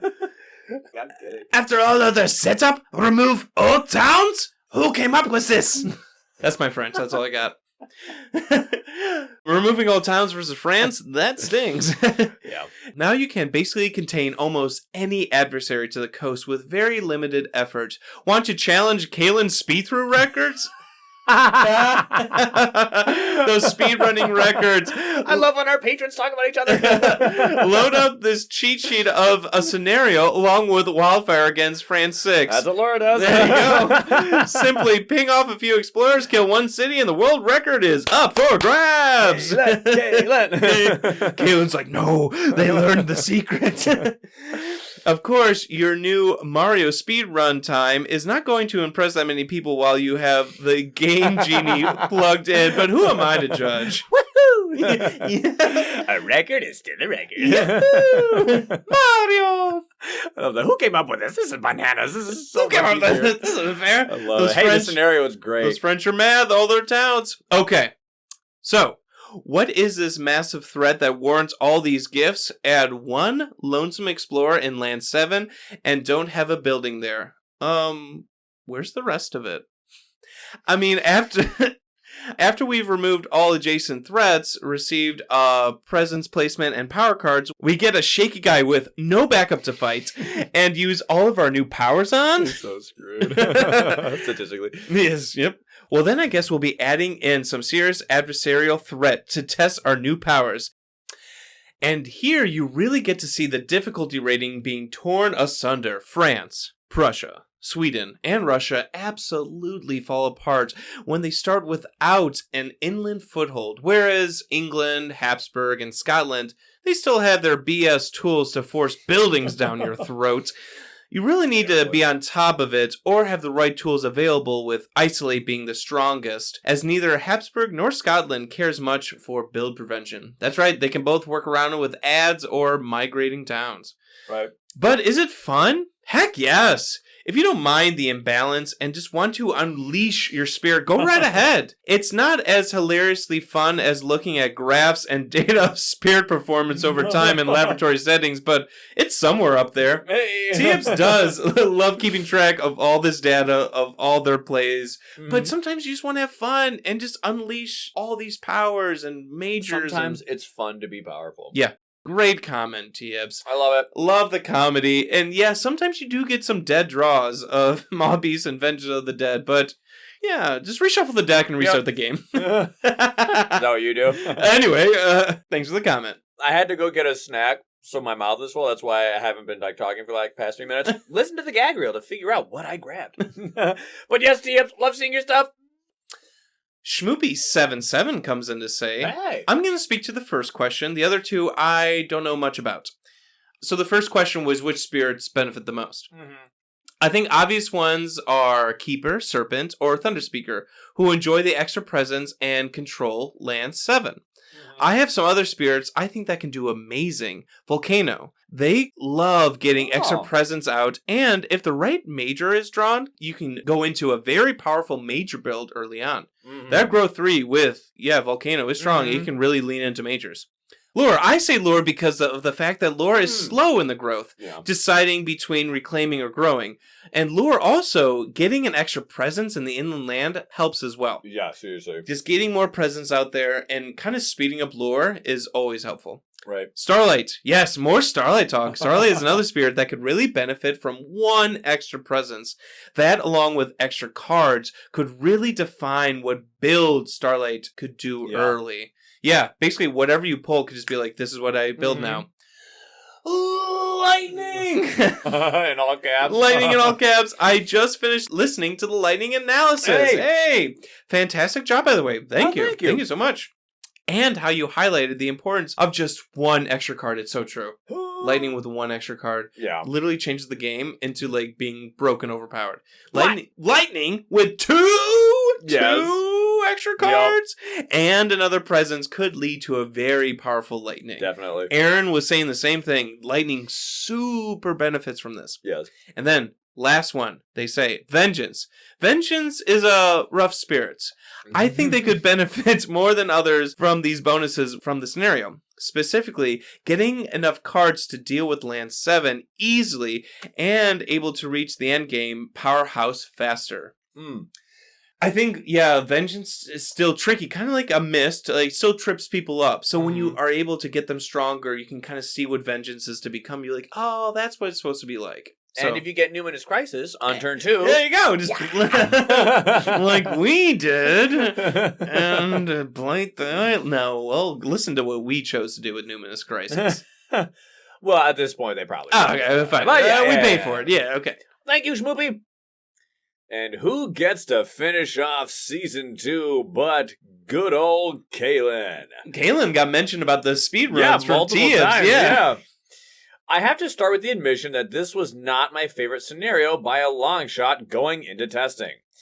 After playing a bunch of games, I think better of it. Oh. But still feel like it breaks the game in a way that I just don't enjoy as much. Pros. This scenario can easily make you feel like a powerhouse. 3 cards and level 2 massive flooding, turn 1 is River? Why, thank you. I'll take 8. It's so true. The fact that River can do all that on turn 1 is crazy. There are some interesting new things that spirits can do with the extra proliferation and cards, much like in Blitz. I honestly felt a lot of like Blitz parallels sometimes. I'd see that. Getting rid of all starting towns means games usually go really fast, which means getting through more games in the same amount of time. Quick games. I like it. That's never a bad thing. Yeah. Cons, it's too easy, at least most of the time. And when it isn't easy, it's because of things that just feel unfair and out of your control instead of challenging. Things like adjacency builds, Scotland's escalation, Planning his ocean, etc. Oh, this ocean hate! Oh my goodness. I love it. I'm a fan. Stop it. Stop it. Ocean is my dumping not zone. here to defend them. Overall, I think the scenario absolutely can be fun. I just feel like the things it's trying to provide are better provided by something like Blitz or Elemental Invocation. Whoa. Anyway. Element Invocation. So good. So good. On to trying to justify my spirit votes. I didn't have the time to play through the scenario with all the Jagged Earth spirits, so I only considered the first 12 spirits in my voting. Okay. Best at the scenario. Green is, unsurprisingly, really good at a scenario where you need to prevent buildings. They're not wrong. Next, Wildfire, with its quick offense, annihilates the scenario in short order. My first testing game ended on the Ravage step of turn 2. Turn 2, Ryan. And a test against France 6 also went very well. Wow. River benefits so much from the extra proliferation and power cards. As above, 3 cards and level 2 massive flooding on turn 1 is absurd. It's broken. But it's fun. Next, Earth is a spirit that I could imagine putting higher on my list than this. Even given that the extra proliferation lets them reach 2 card plays and start the draw and ritual combo on turn 1 to clear the Heartland or wherever is getting built up. Ryan, you were talking about that combo. Yep. Then Fangs, next, much like Wildfire above, has so much offense that they can annihilate the scenario in short order. They're one of the spirits I would want to test more with the scenario, just to see how broken they can get thanks to the extra proliferation and power cards. Ooh, let us know if you did those tests. I know you play a lot of games, Kalen. Short answer, it's great. Worst at the scenario? Ocean. Wow. Poor Ocean.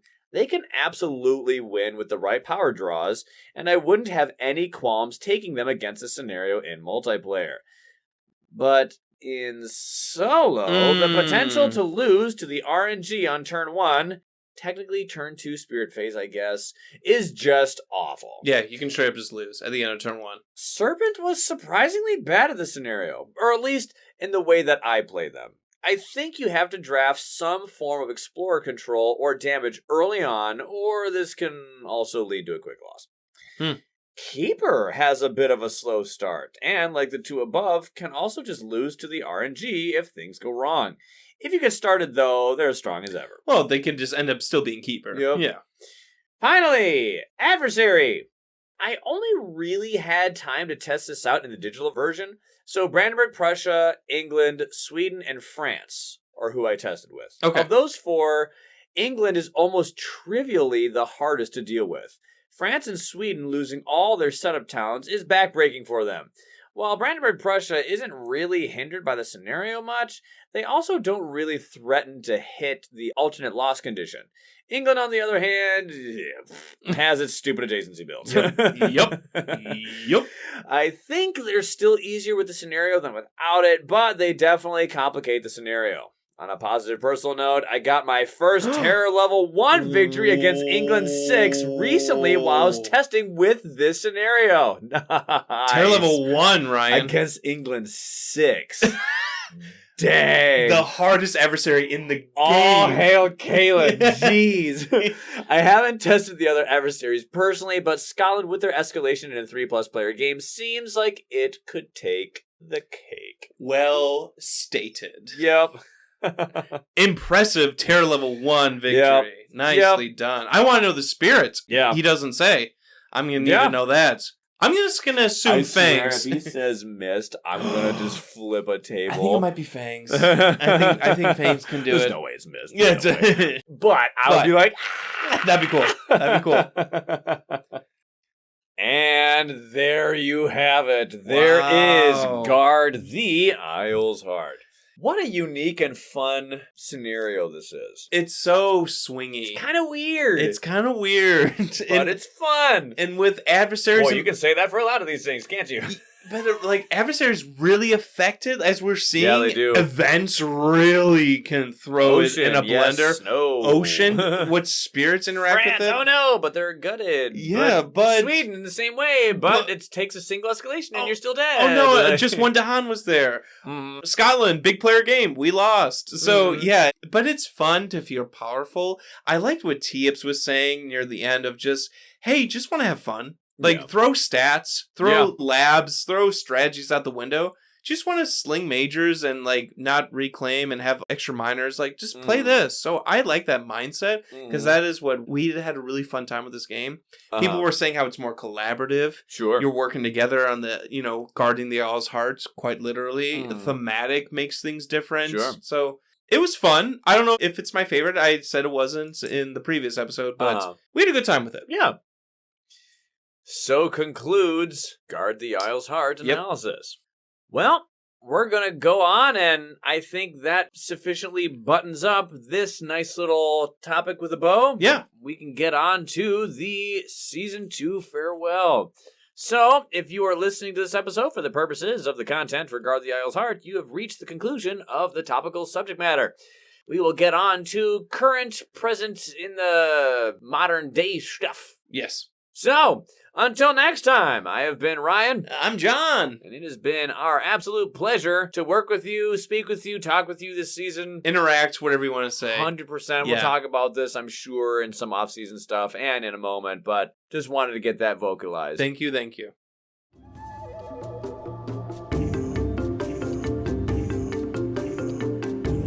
We appreciate that you took the time to listen to this episode of the Kindred Spirit Podcast. Feel free to interact with us on our socials. You can catch us on our Facebook or Instagram, as well as Board Game Geek, Reddit, and Discord. consider supporting us on Patreon, where you'll get access to episodes early as well as our private Discord. Links to all of those will be in the description of this episode. Have a great one, and may the elements be ever in your favor.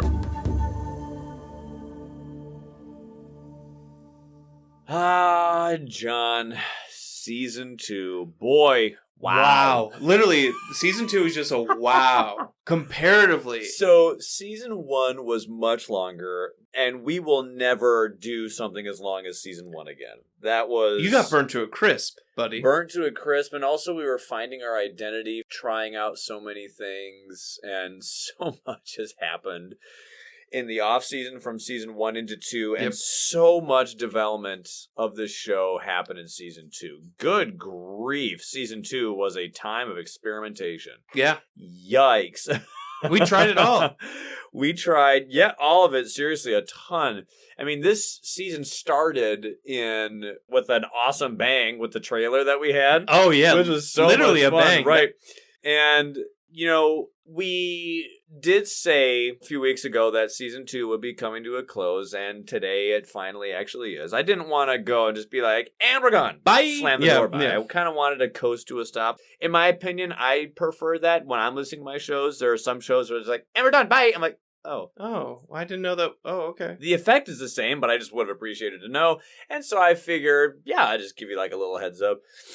The end of season 1 was a little bit abrupt. We do apologize for that, but the end of season 1 came due to a few like sudden reasons and whatnot, but another story, another time. But yeah, we started working on season 2 late November, early December 2021. Of last year. Yeah. Last year. So right now, this is the very end of September. When you're hearing this, it'll likely be October. So we've been working on this season for almost a year. Almost a year. 11 months. Yep. And so we are quite ready for a break. More on this in a bit, but yeah. So really quick, some things I wanted to talk about. Some of them are pretty funny. Very recently, we talked about how the colors that they had chosen for the base game are kind of odd. How it was weird that green, one of like the main colors, was excluded. Right, was excluded. I have been informed that it was due to color blindness reasons that they had that. I was like, oh, I did not know that. That's cool. Well, there you go. One thing that was funny, near the end of this season, you will notice that things got a little cramped. Episodes were a little bit more delayed, and when they were, it took a little while, and our focus / energy levels, scatterbrain things, were kind of like, That is because, in truth, season 2 was quote-unquote supposed to end month and a half or 2 months ago. Yeah. But we had commitments and we wanted to fulfill them and we wanted to be true to our word. So we just have had so much in our personal lives that have just simply happened. The barbershop thing, oh my goodness, the show, all the things for Beauty and the Beast that we're doing, which is like, we wanted to have this done beforehand so we can fully commit to that, and we're doing a little bit of both. And it's like, well, crap. Yeah, we are in the middle of it. But hey, come what may, this is like what I said, we just wanted to make sure that we honor the commitment. It's something we can do. We figured, you know what? It's going to be a rough month and a half as far as like time, like for our own personal schedules, but that's fine. We can just bite it for a month. That's totally cool. It's something we can do. One thing that's funny, if you'll notice, the timing of when Guard the Isles Heart 1 was recorded and came out versus where this one is now. Guard the Isles 2, which is going to, in order, sequentially comes out like next to it. Guard the Isles Heart 1 was recorded in July. Months ago. Months. So I forgot the game completely. Dude, the things that have happened between the recording of Guard 1 and Guard 2 in the Spirit Island community. Like 3 months. Oh, the whole debacle with Target and Horizons. Yep. And so much of life has happened between these two episodes. One thing that's funny is in my game for the Brandenburg Prussia Takedown, we talk about Bentley in the past. Because technically, the Brandenburg Prussia Takedown series happened after Guard the Isles Heart. Like a month after. The Guard the Isles Heart experience with Bentley had already happened, but it hadn't aired yet. So we actually talk about Bentley before Bentley was ever announced. I was like, oops. Days that never were. I don't think people mind, though. It's still kind of funny. Yeah. So, boy, what did we do in Season 2? What didn't we do? So we wanted to kind of go for it, because we're like, we got some ideas. Mhm. Even now, we still have some other ideas that we kind of want to chase down for season 3. But, we kind of figured, ambition's, a lucrative, beneficial thing if you have something to strive for. And I will say, although we didn't do as much as I may have preferred that we could have done, we did do everything we set out to do. Okay. We did actually get video content on the channel. We have a YouTube. We commenced the Spirit and Scenario Analyses series. We were able to do that. We got interviews with the dev team, and we had the Patreon that was launched, which was like, yes! We had more interviews this season. More with members of the design team multiple times. We also had our first collaboration with content creators. Loved doing that. And, keep your ears peeled for more. So one thing that was just so ridiculously humbling and just, I still can't believe this, was being a mouthpiece for upcoming content. That was amazing. Being in touch with Greater Than Games and having them tell us, hey, we got an idea and whatnot. How about you guys do this? Oh, yeah, would you be interested in doing this? Yes! Yes, thank you. Yeah. Yes. And being like, okay, we're going to totally do some Horizon stuff. We got some plans, but this is our schedule. Talk with Eric, commiserate, communicate. Like, what the heck? It was insane. So cool. I don't even have the energy to properly convey with words how flattered and humbled we were floored. We were shocked. Floored. We lost our minds when we got the text. Yeah. Wait, when's the release date that we're allowed to release this? The Horizons announcement stuff with, the interview with Eric. And I checked, double checked, triple checked to make sure that I do not want to screw anything up. And then Target just go ahead and have More on that later. This season we got a new chair. I still think that's one of my better jokes in sending off the chair. Yes, I loved that. It was so much fun. Oh my goodness, the new mics. Oh my goodness. Yay. How many times have people extended their grievances with the various audio things, and we've been trying to get a consistent audio thing. We are trying. The 2 mic setup really helped with that. In the past few episodes, I've been trying a new editing style, which I think has greatly helped. I haven't heard a single peep in a very long time with sound level stuff, so if you still think it sucks, just tell me. I've been trying. Those words of yours haven't fallen on deaf ears. Although some of you could have worded it a lot more nicely. It's the internet. No one's nice. Oh my goodness, the April Fools this year. Oh, I was so proud of that. We got so many of you. Oh man, that was so good. Gotcha. What I really liked, though, I had so much fun and enjoyment from listeners who caught the joke but didn't reveal the joke. They were in on it. They were in on it, and they got to be for a moment on the in crowd of yeah. You should listen to this. Dude, and people are being supportive, okay? I don't blame them. I understand, this is our intent. It was just funny. When people would message us, and boy did they, all I would do is just respond with a smiley face. Hey, you didn't pay for that event right. Hey, that shouldn't have happened. That power's not allowed to do that. You know that gif of Jack Nicholson going, nodding with that creepy smile, boy, that was so much fun. No, we're never going to do that again. That was just a one-time. That was a one-time. We had to do it at least we got once. You guys. That was so much fun. Honestly, arguably the biggest thing that we did here this season, the changing of the formula, the transition to a new style of production. You see, our production style has shifted and evolved a bit to just fit our lifestyle a little bit better. You see, we used to be 60-minute episodes every week. For many reasons, this was desirable. Won't get into it here. But now we have made the transition to doing longer episodes, even if it means that it takes a little bit longer to get them out. Because we like having all thoughts of stuff. We like freeform conversations. Right, and I to feel be contained in one. And we really had that proven to us this season. Especially with the misunderstandings episode. That, but the gift card series. Well, with misunderstandings, it was so cool just to talk through our mindset in daily life and how we brought that to the Right. game and how we approach difficult things and how to work around it. It was just such a good conversation, and I'm so happy that we evolved to that new style. That was the episode, the turning point. That was the final straw that broke the camel's back of like, okay, yeah, I really prefer longer episodes. I do. It's just and true. just being able to talk. Yep. And it's so less stressful for me to try to make these deadlines if I have to get it done by the end of the week. Mm-hmm. So that was something that was really big.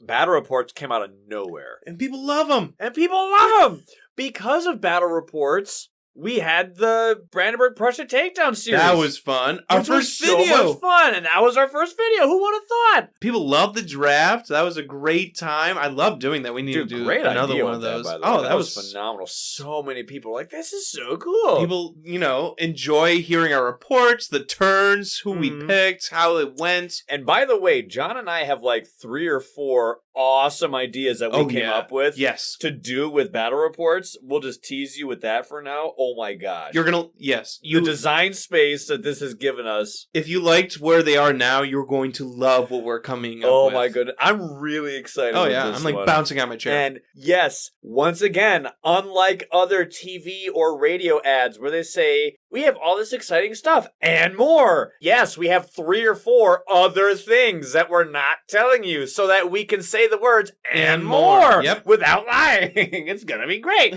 I hope. Fingers crossed. We'll see. Just to describe to you what our production style is, I do have a little bit of a gripe that we didn't get more spirit analysis episodes done this season. But life happened, and you just kind of have to roll with the punches because we did not see battle reports at all. That was the unexpected thing. Mm-hmm. But the production style that we have officially is to do a little bit of everything. So a little bit of scenario analysis, a little bit of spirit analysis, a little bit of community survey integration stuff, a little bit of silly stuff, a little bit of maybe top 10s, a little bit of Interviews. Yeah. Right. A little bit of battle reports, like a little bit of everything. There's a variety of reasons of why we like to do that. And that's the primary reason of why it wasn't just scenario, spirit, like alternating back and forth. We like you're saying, bouncing back and forth. We love It keeps it fresh. It keeps it fresh. Yeah. The lightning was a lot of fun. It We've was. gotten really good feedback about that. And we wanted to do it right, and we wanted to take the time to figure out and ascertain for ourselves how we wanted to do it. Exactly.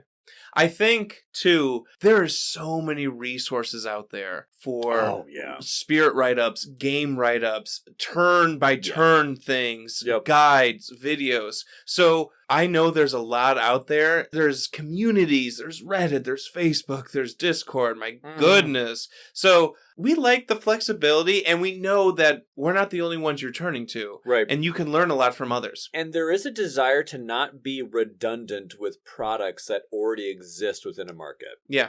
And that's why analysis is structured in the way that it is, because you never wanted it to be a guide. You've said that since the beginning. Right. It's not a guide. I don't want that.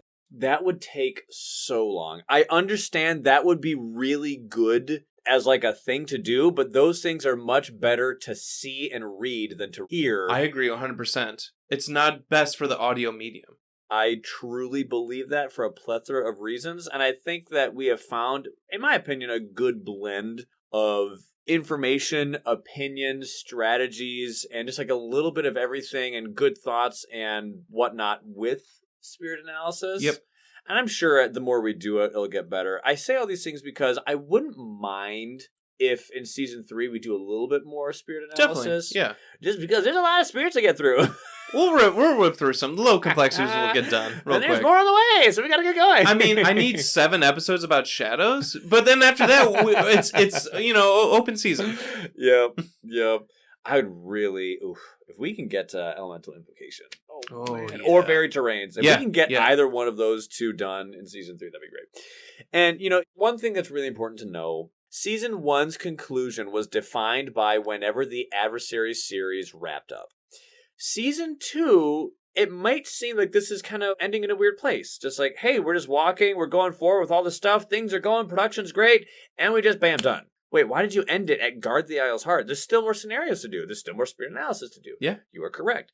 You see, seasons 2, 3, 4, 5, 6, 7, 8, whatever, all of them, their ending is not defined like season 1's was. That's one of the reasons why I said that season 1, we're never going to have a season quite like season 1 ever again. No. Because this isn't like a TV show where it's like, we have a story arc, we have an emotional journey that characters go through, and at the end of the season of this TV show, it all wraps up Very and it's done. nicely, in a bow. This is a ongoing real life thing.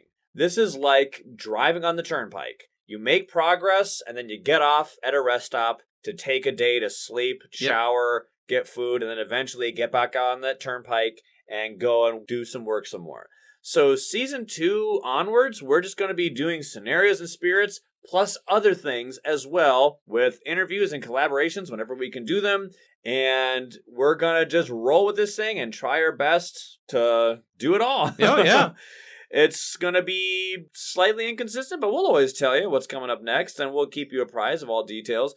But I just want you to be aware of what your expectations can be for future seasons. So that's why it's like, yes, season 2 is coming to a close, and we're just going to pick up right where we left off. Because we can't end on, like, when we're done with the spirits, because spirits will never end. We're getting 5 more. Right. We're getting 8 more. That's been officially released. Officially, like, the past few days. So with Horizon and Nature Incarnate, so it's like we can't just end when the spirits end because they're never ending almost. Yeah. When season 3 starts, it's going to be like spring of 2023, likely. So that would be your February, March, or April months, most likely. Where specifically, kind of too soon to say here. We'll keep you apprised. But I can tell you that River Analysis will be... Hey, we'll start off with that. Among the first. Yeah. So that's going to be fun. That's something you can look forward to. So here's a question I kind of want to address and get ahead of. You could make the argument that right now is debatably the worst time to end a season of a Spirit Island show. There's a lot of Spirit Island hype going on right now. There's a lot of hype going right now, and it is increasing. Horizons of Spirit Island is coming out, asterisk. Nature Incarnate has more information as time goes on. Feels like daily. Coming out. Yeah, just today they were talking about, hey, guess what? There are 8 spirits coming in and 20 new aspects. Official. And what's really cool is, aren't there 24 spirits already in existence, John? Yeah. But 20 aspects. So who made the cut? Who didn't get any? Who got some? Dun dun dun. I mean, we know.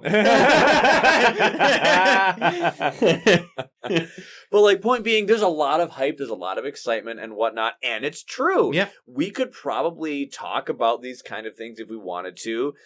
So let's talk about Horizons. Okay. So we do have off-season content planned, and we are intending to put some things together at a leisurely pace and release them whenever we want. Yep. And among those things, we kind of wanted to do something with Horizons. Well, our Horizons plans have had the rug completely pulled out from under our feet because, lo and behold, the debacle with Target. People started getting Horizons in August. in September. In your house right now, John. I own it. Target has shipped it to me. The original plan was for Horizons to be announced, people could get excited for it, and then in October it would be released. Plans changed. There was a goof, if I'm not mistaken, and if I don't have the details completely correct, so be it. I apologize in advance. But as I understand it, someone goofed and allowed it being Horizons to be purchased online. A few people actually did. Then there are people here or there, they're able to snag one as it because it's not in stores, but it shows up online by mistake, and people are actually able to grab it. So they're like, well, they already purchased it, and I just sent it to them. So it's not ideal, and there's a whole conversation that I think, although similar, is different with the whole American accessibility versus European accessibility. I do think that's different, and that's not what I'm talking about. But my point being, the plans that we had for Horizons are completely different. We were going to talk to you about this, and maybe first experiences with first impressions with them, and this character, and Why? It's all out. It's on the It's all wiki. out. It's official. People You are all playing can see it. And If you want to, just if you don't wiki want to it. see it, yeah, I mean, you can self-guard yourself so you don't get Mhm. spoilers. Totally fine. I respect that. But, like, any information that we might give you, it's pointless Accessible, yeah. You It's can figure pointless. out your own builds, your own opinions, your own first place. Right, Like you don't need us for that. now. It's in your house. I own it. It's here. You have your So- own printed copy. Calm we down. do have some ideas of something we could do with Horizon content. So the point being, the original plan that we had is going to have to change, and that's fine. We'll roll with the punches. It's just funny. Yeah. And it's cool that people are getting their own experiences Yep, now. We and- want you to be able to play it, and- listener at home, and figure out them for yourselves. Yeah, and rest assured, we will talk about Horizons to some capacity. Of course. But we need a break. Yeah. We need a break so bad. We've been working since, like we said, early December, late November of last year. We're coming up on a year of, like, just solid, working on this stuff. And it's a joy, and it's been so much fun. But I hope you all realize just the logistics in making this thing work. And it is the hardest job that I love to do. Mm. It's my favorite job, but it's among the hardest. But I love it. Yeah. So I do it. I find it fulfilling, and that's another conversation. But point being, yes, even with Nature Incarnate stuff, yes, even with Horizon stuff, we just need a break. And we're not going away. We're still here. You'll still catch us on the Reddits or on the Discords or whatnot. Heck, even the BGG, Facebooks. Yeah, send us a message. We're not dead.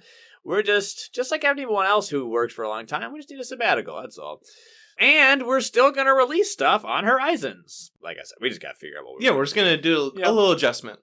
As far as Nature Incarnate, well, I mean, there's not really much that we can tell you. Yeah, we literally are legally not allowed to speak on I it. can tell you that some of my favorite aspects I've seen for anyone are within the confines of this expansion.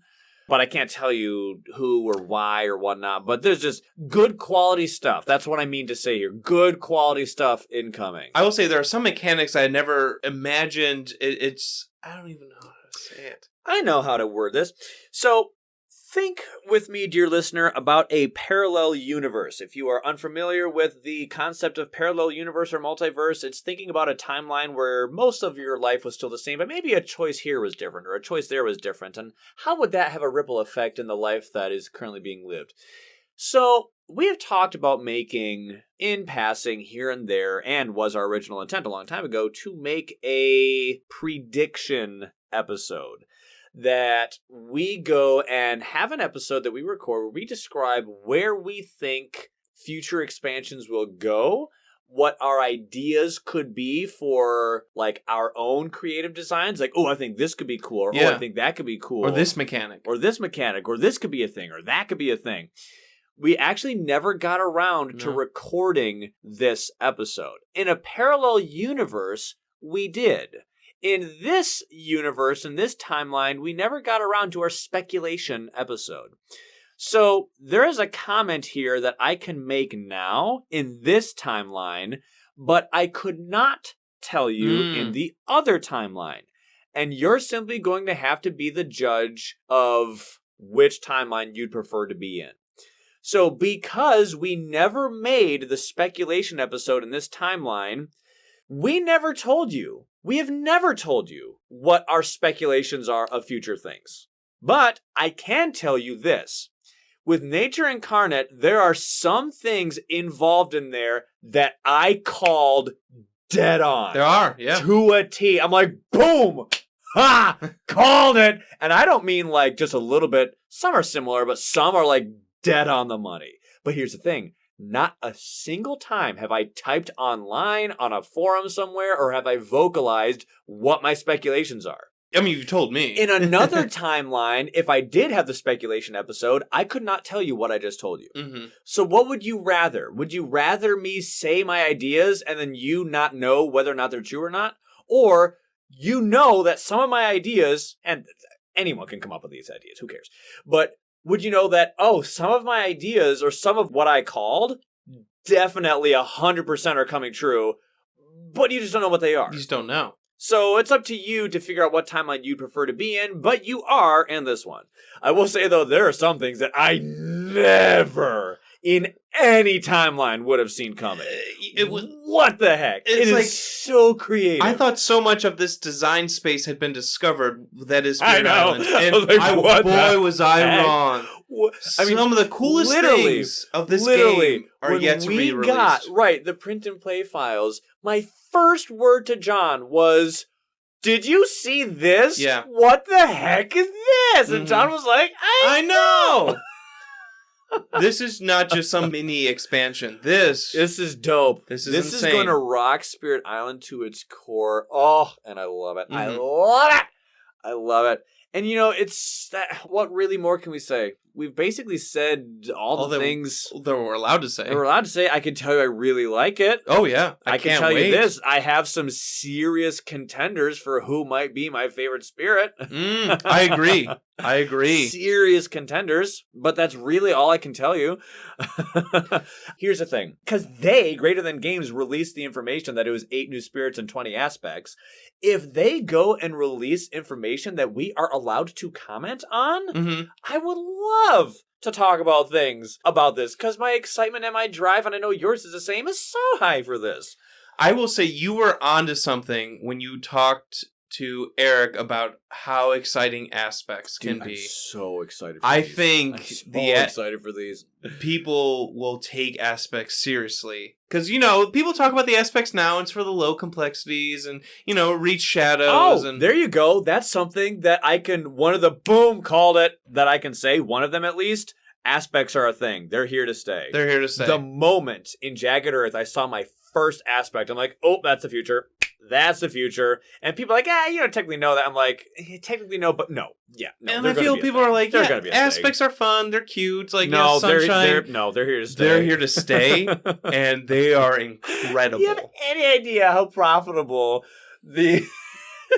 it was in Sentinels of the Multiverse to have the different variants? The different variants. The moment I saw aspects, I'm like, oh, yep, But that's it's gonna just be like, great. I was worrying like they're gonna feel tacked on, or it doesn't fit the spirit, or it's So weird. This is so cool. We said this before, so I'll keep it brief. But brand new spirits, brand new, powers that come with those spirits, for their starting hands. Of course, and the innate powers. uniques, yeah. That is awesome and so cool. It's a very unique happy. It's all new.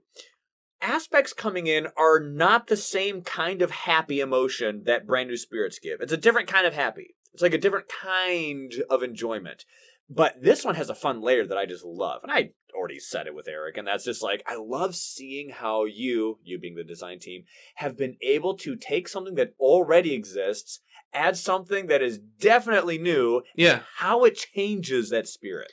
I'm going to give a quick example. So with Foreboding Shadows, it's just like, yes, this is something old that I realize you generate fear, you break down stuff, you get a Terror level 3 victory, whatever. But then Foreboding's like, oh, but I can use fear in this way. And it changes something old and how I use it. So take Foreboding, times it by 100. Right. Those are what you get in some of the aspects for Nature Incarnate. I'm not even exaggerating. Like what you get with Foreboding of changing something that's already been known, and then what these aspects do, they just take it and run with it. Yeah. How they change what we know these spirits to be. Yeah, Nature Incarnate is just so exciting. And trust us, we would love to talk so much more about it. Remember that joke that we did this season where we talked and there was a lot of blurred out things? Some bleeps? That was an intentional joke about something that is within Nature Incarnate. But we can't say it. And yes, whenever that day comes, that secret, that bit of information is revealed, I have the original audio file for that spot. You can I'm unblur plugging it in. You can, baby. Yeah, unblur I'm the gonna words. plug it in, and no one's gonna know that it was ever a thing, except for all of you who heard the joke, like in the in the time, in the modern day. So, I want to talk about what's next. What can people expect now that season 2 is coming to an end? Well, what's next? Immediately, R&R for us. I am looking forward to the rest of this year just being like, nope. Yeah, just relaxing. And now that we are doing the new approach of whatever, whenever, it is not so critical that we have such a backlog. Nothing against getting things done ahead of time, but it's not as needed to start in November if we're going to air in February like we did last time or something. So what's next is some rest for us. immediately, don't worry, we are going to have the gag reel for season 2. It is very possible that the gag reel will be a 4.5 or 5 hour. My goodness. It's hard for us to keep a straight face. Editing Ryan does so much work. So much. There's y'all, so that much happens where behind the we scenes. just goof. And there's a lot that I can't air to anyone, even on a gag reel. Laura's got a sailor's mouth. And since she doesn't listen to this stuff, She'll never. Is that the thing? Is that the thing that? Yeah, there you go. She'll never know. But yes, there's so much that gets edited out, and we have fun with it. See, here's the thing. We had the idea for the gag reel. At the end of season 1, we had the gag reel, but during season 1, we weren't cognitively aware of the gag reel. It was just like, I knew I was going to do it. Yeah. Because I'll just keep it at the end. But we kind of lean into it this year. We kind of be like, we talk to you directly in the gag reel. I mean, you don't have to listen to it. It's all Because we are aware that's a Yep. thing now. Yep. Yeah. When is the gag reel going to come out? No idea. But that's going to be the next thing you hear from us will be the season 2 gag reel. And I hope that you're able to get a laugh from that as well. So, I believe that's all for now. Well, I mean, we got big plans. Don't We do. worry. We do. And so, you know what? This isn't goodbye. It's just see you later. Yeah. That's all. And like you said, we're available on Facebook, Yep. Discord, Instagram. So, like, part of me was like, I kind of want to get, like, a big grand thing or, like, this massive thing. It's like, well, you know, that's big grand things are for goodbyes. This is just like going on summer vacation. Yeah, we'll I'll be catch back you next semester. Plus, that kind of thing. You got Horizons and Nature Incarnate to freak out about. You'll so be fine. You'll be fine. We're just like, our tanks are on empty. We've been able to hopefully keep you up to date and hyped and excited about all things Spirit Island for a while. Now we'll just let Greater Than Games, Horizons, and Nature Incarnate provide that excitement for you. Oh, and they will. As if people got their enjoyment exclusively from us. No. We're not that vain. I'm just being silly here. But all that to say, seriously, thank you so much for everything that you've done this season. All of you, all of your contributions and all the surveys. It's just been such a delight and a joyous, beneficial thing to my heart, honestly, to yet again be exposed to you all for another year. There are up days, there are down days. It's true. Such is the life of being known to like thousands of people.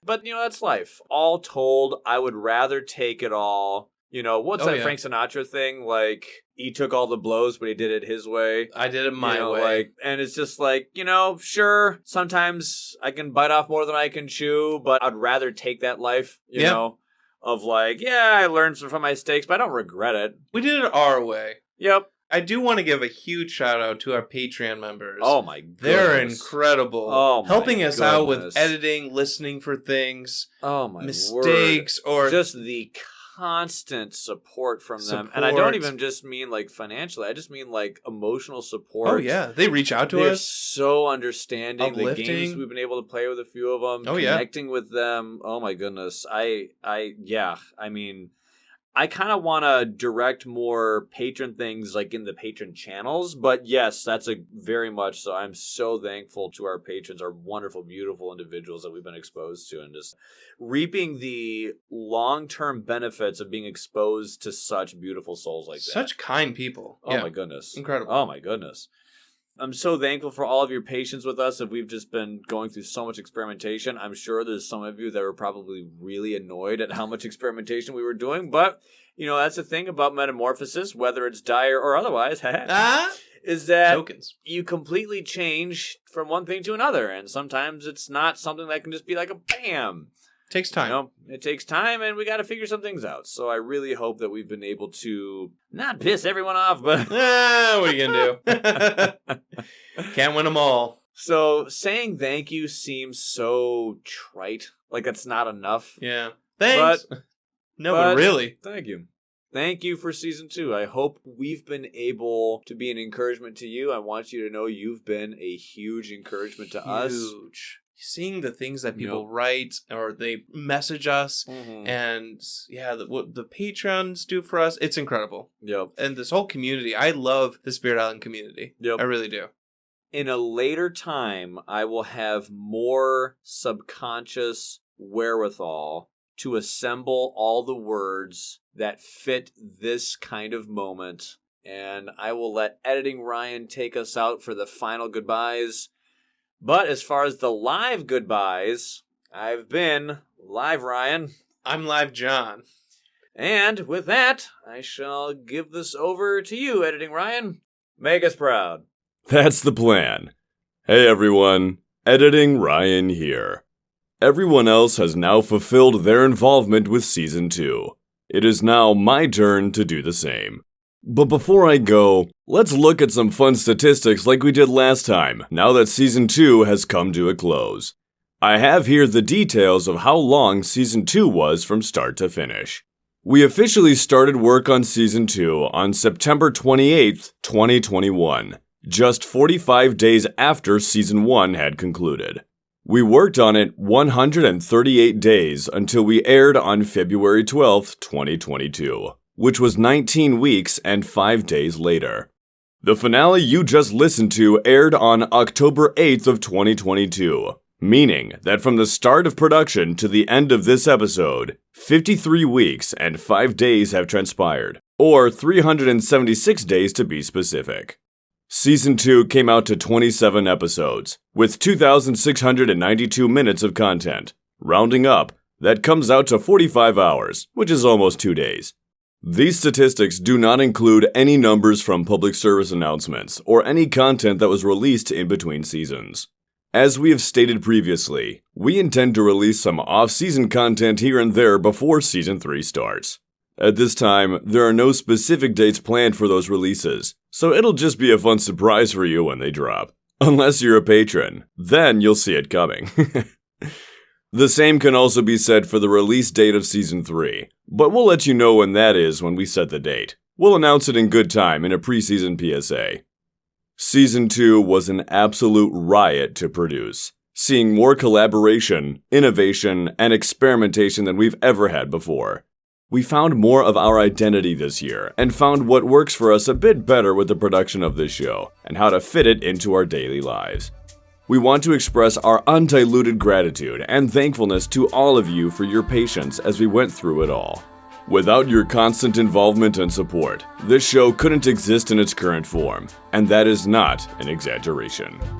We want to take a moment to issue a very special thank you to Eric Royce, Ted Vesnes, Greg from Solo Playthroughs, Jeff Dugan, Hantalabra Games, Greater Than Games, and of course, our patrons, for each of their meaningful and impactful contributions to us this season. We are incredibly fortunate and humbled to have worked and interacted with each one of you. You are directly responsible for improving the quality and the enjoyment of the show because of it. We eagerly anticipate and look forward to any and all future collaborations. Before I leave you, I just wanted to say, the world right now is in a strange place. It's not perfect, and frankly there are many things that we'd prefer to be different. But just as Samwise Gamgee said, there's some good in this world, and it's worth fighting for. Let's not be bogged down with negativity. Let's choose to focus on what we love about this game, and how it can bring so many of us from all walks of life together no matter where we live. Because if you think about it, that's pretty cool. The essence of Spirit Island is one of coming together to overcome impossible odds and be changed by the experience, to become a better version of yourself, even in ways that you didn't foresee. It is our desire to promote this emotion as best and as often as we can.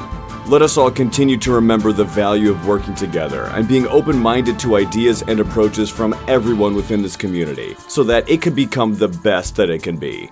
We all have a part to play in that mission. It is my hope that we here have helped, if even in just a small way, to assist with that endeavor. At the end of the day, we're all just simply fans of the game. In that regard, we are all the same. We are all kindred spirits. Until you hear from us again, enjoy Horizons of Spirit Island, get excited for Nature's Incarnate, and above all, stay safe, stay healthy, and stay awesome.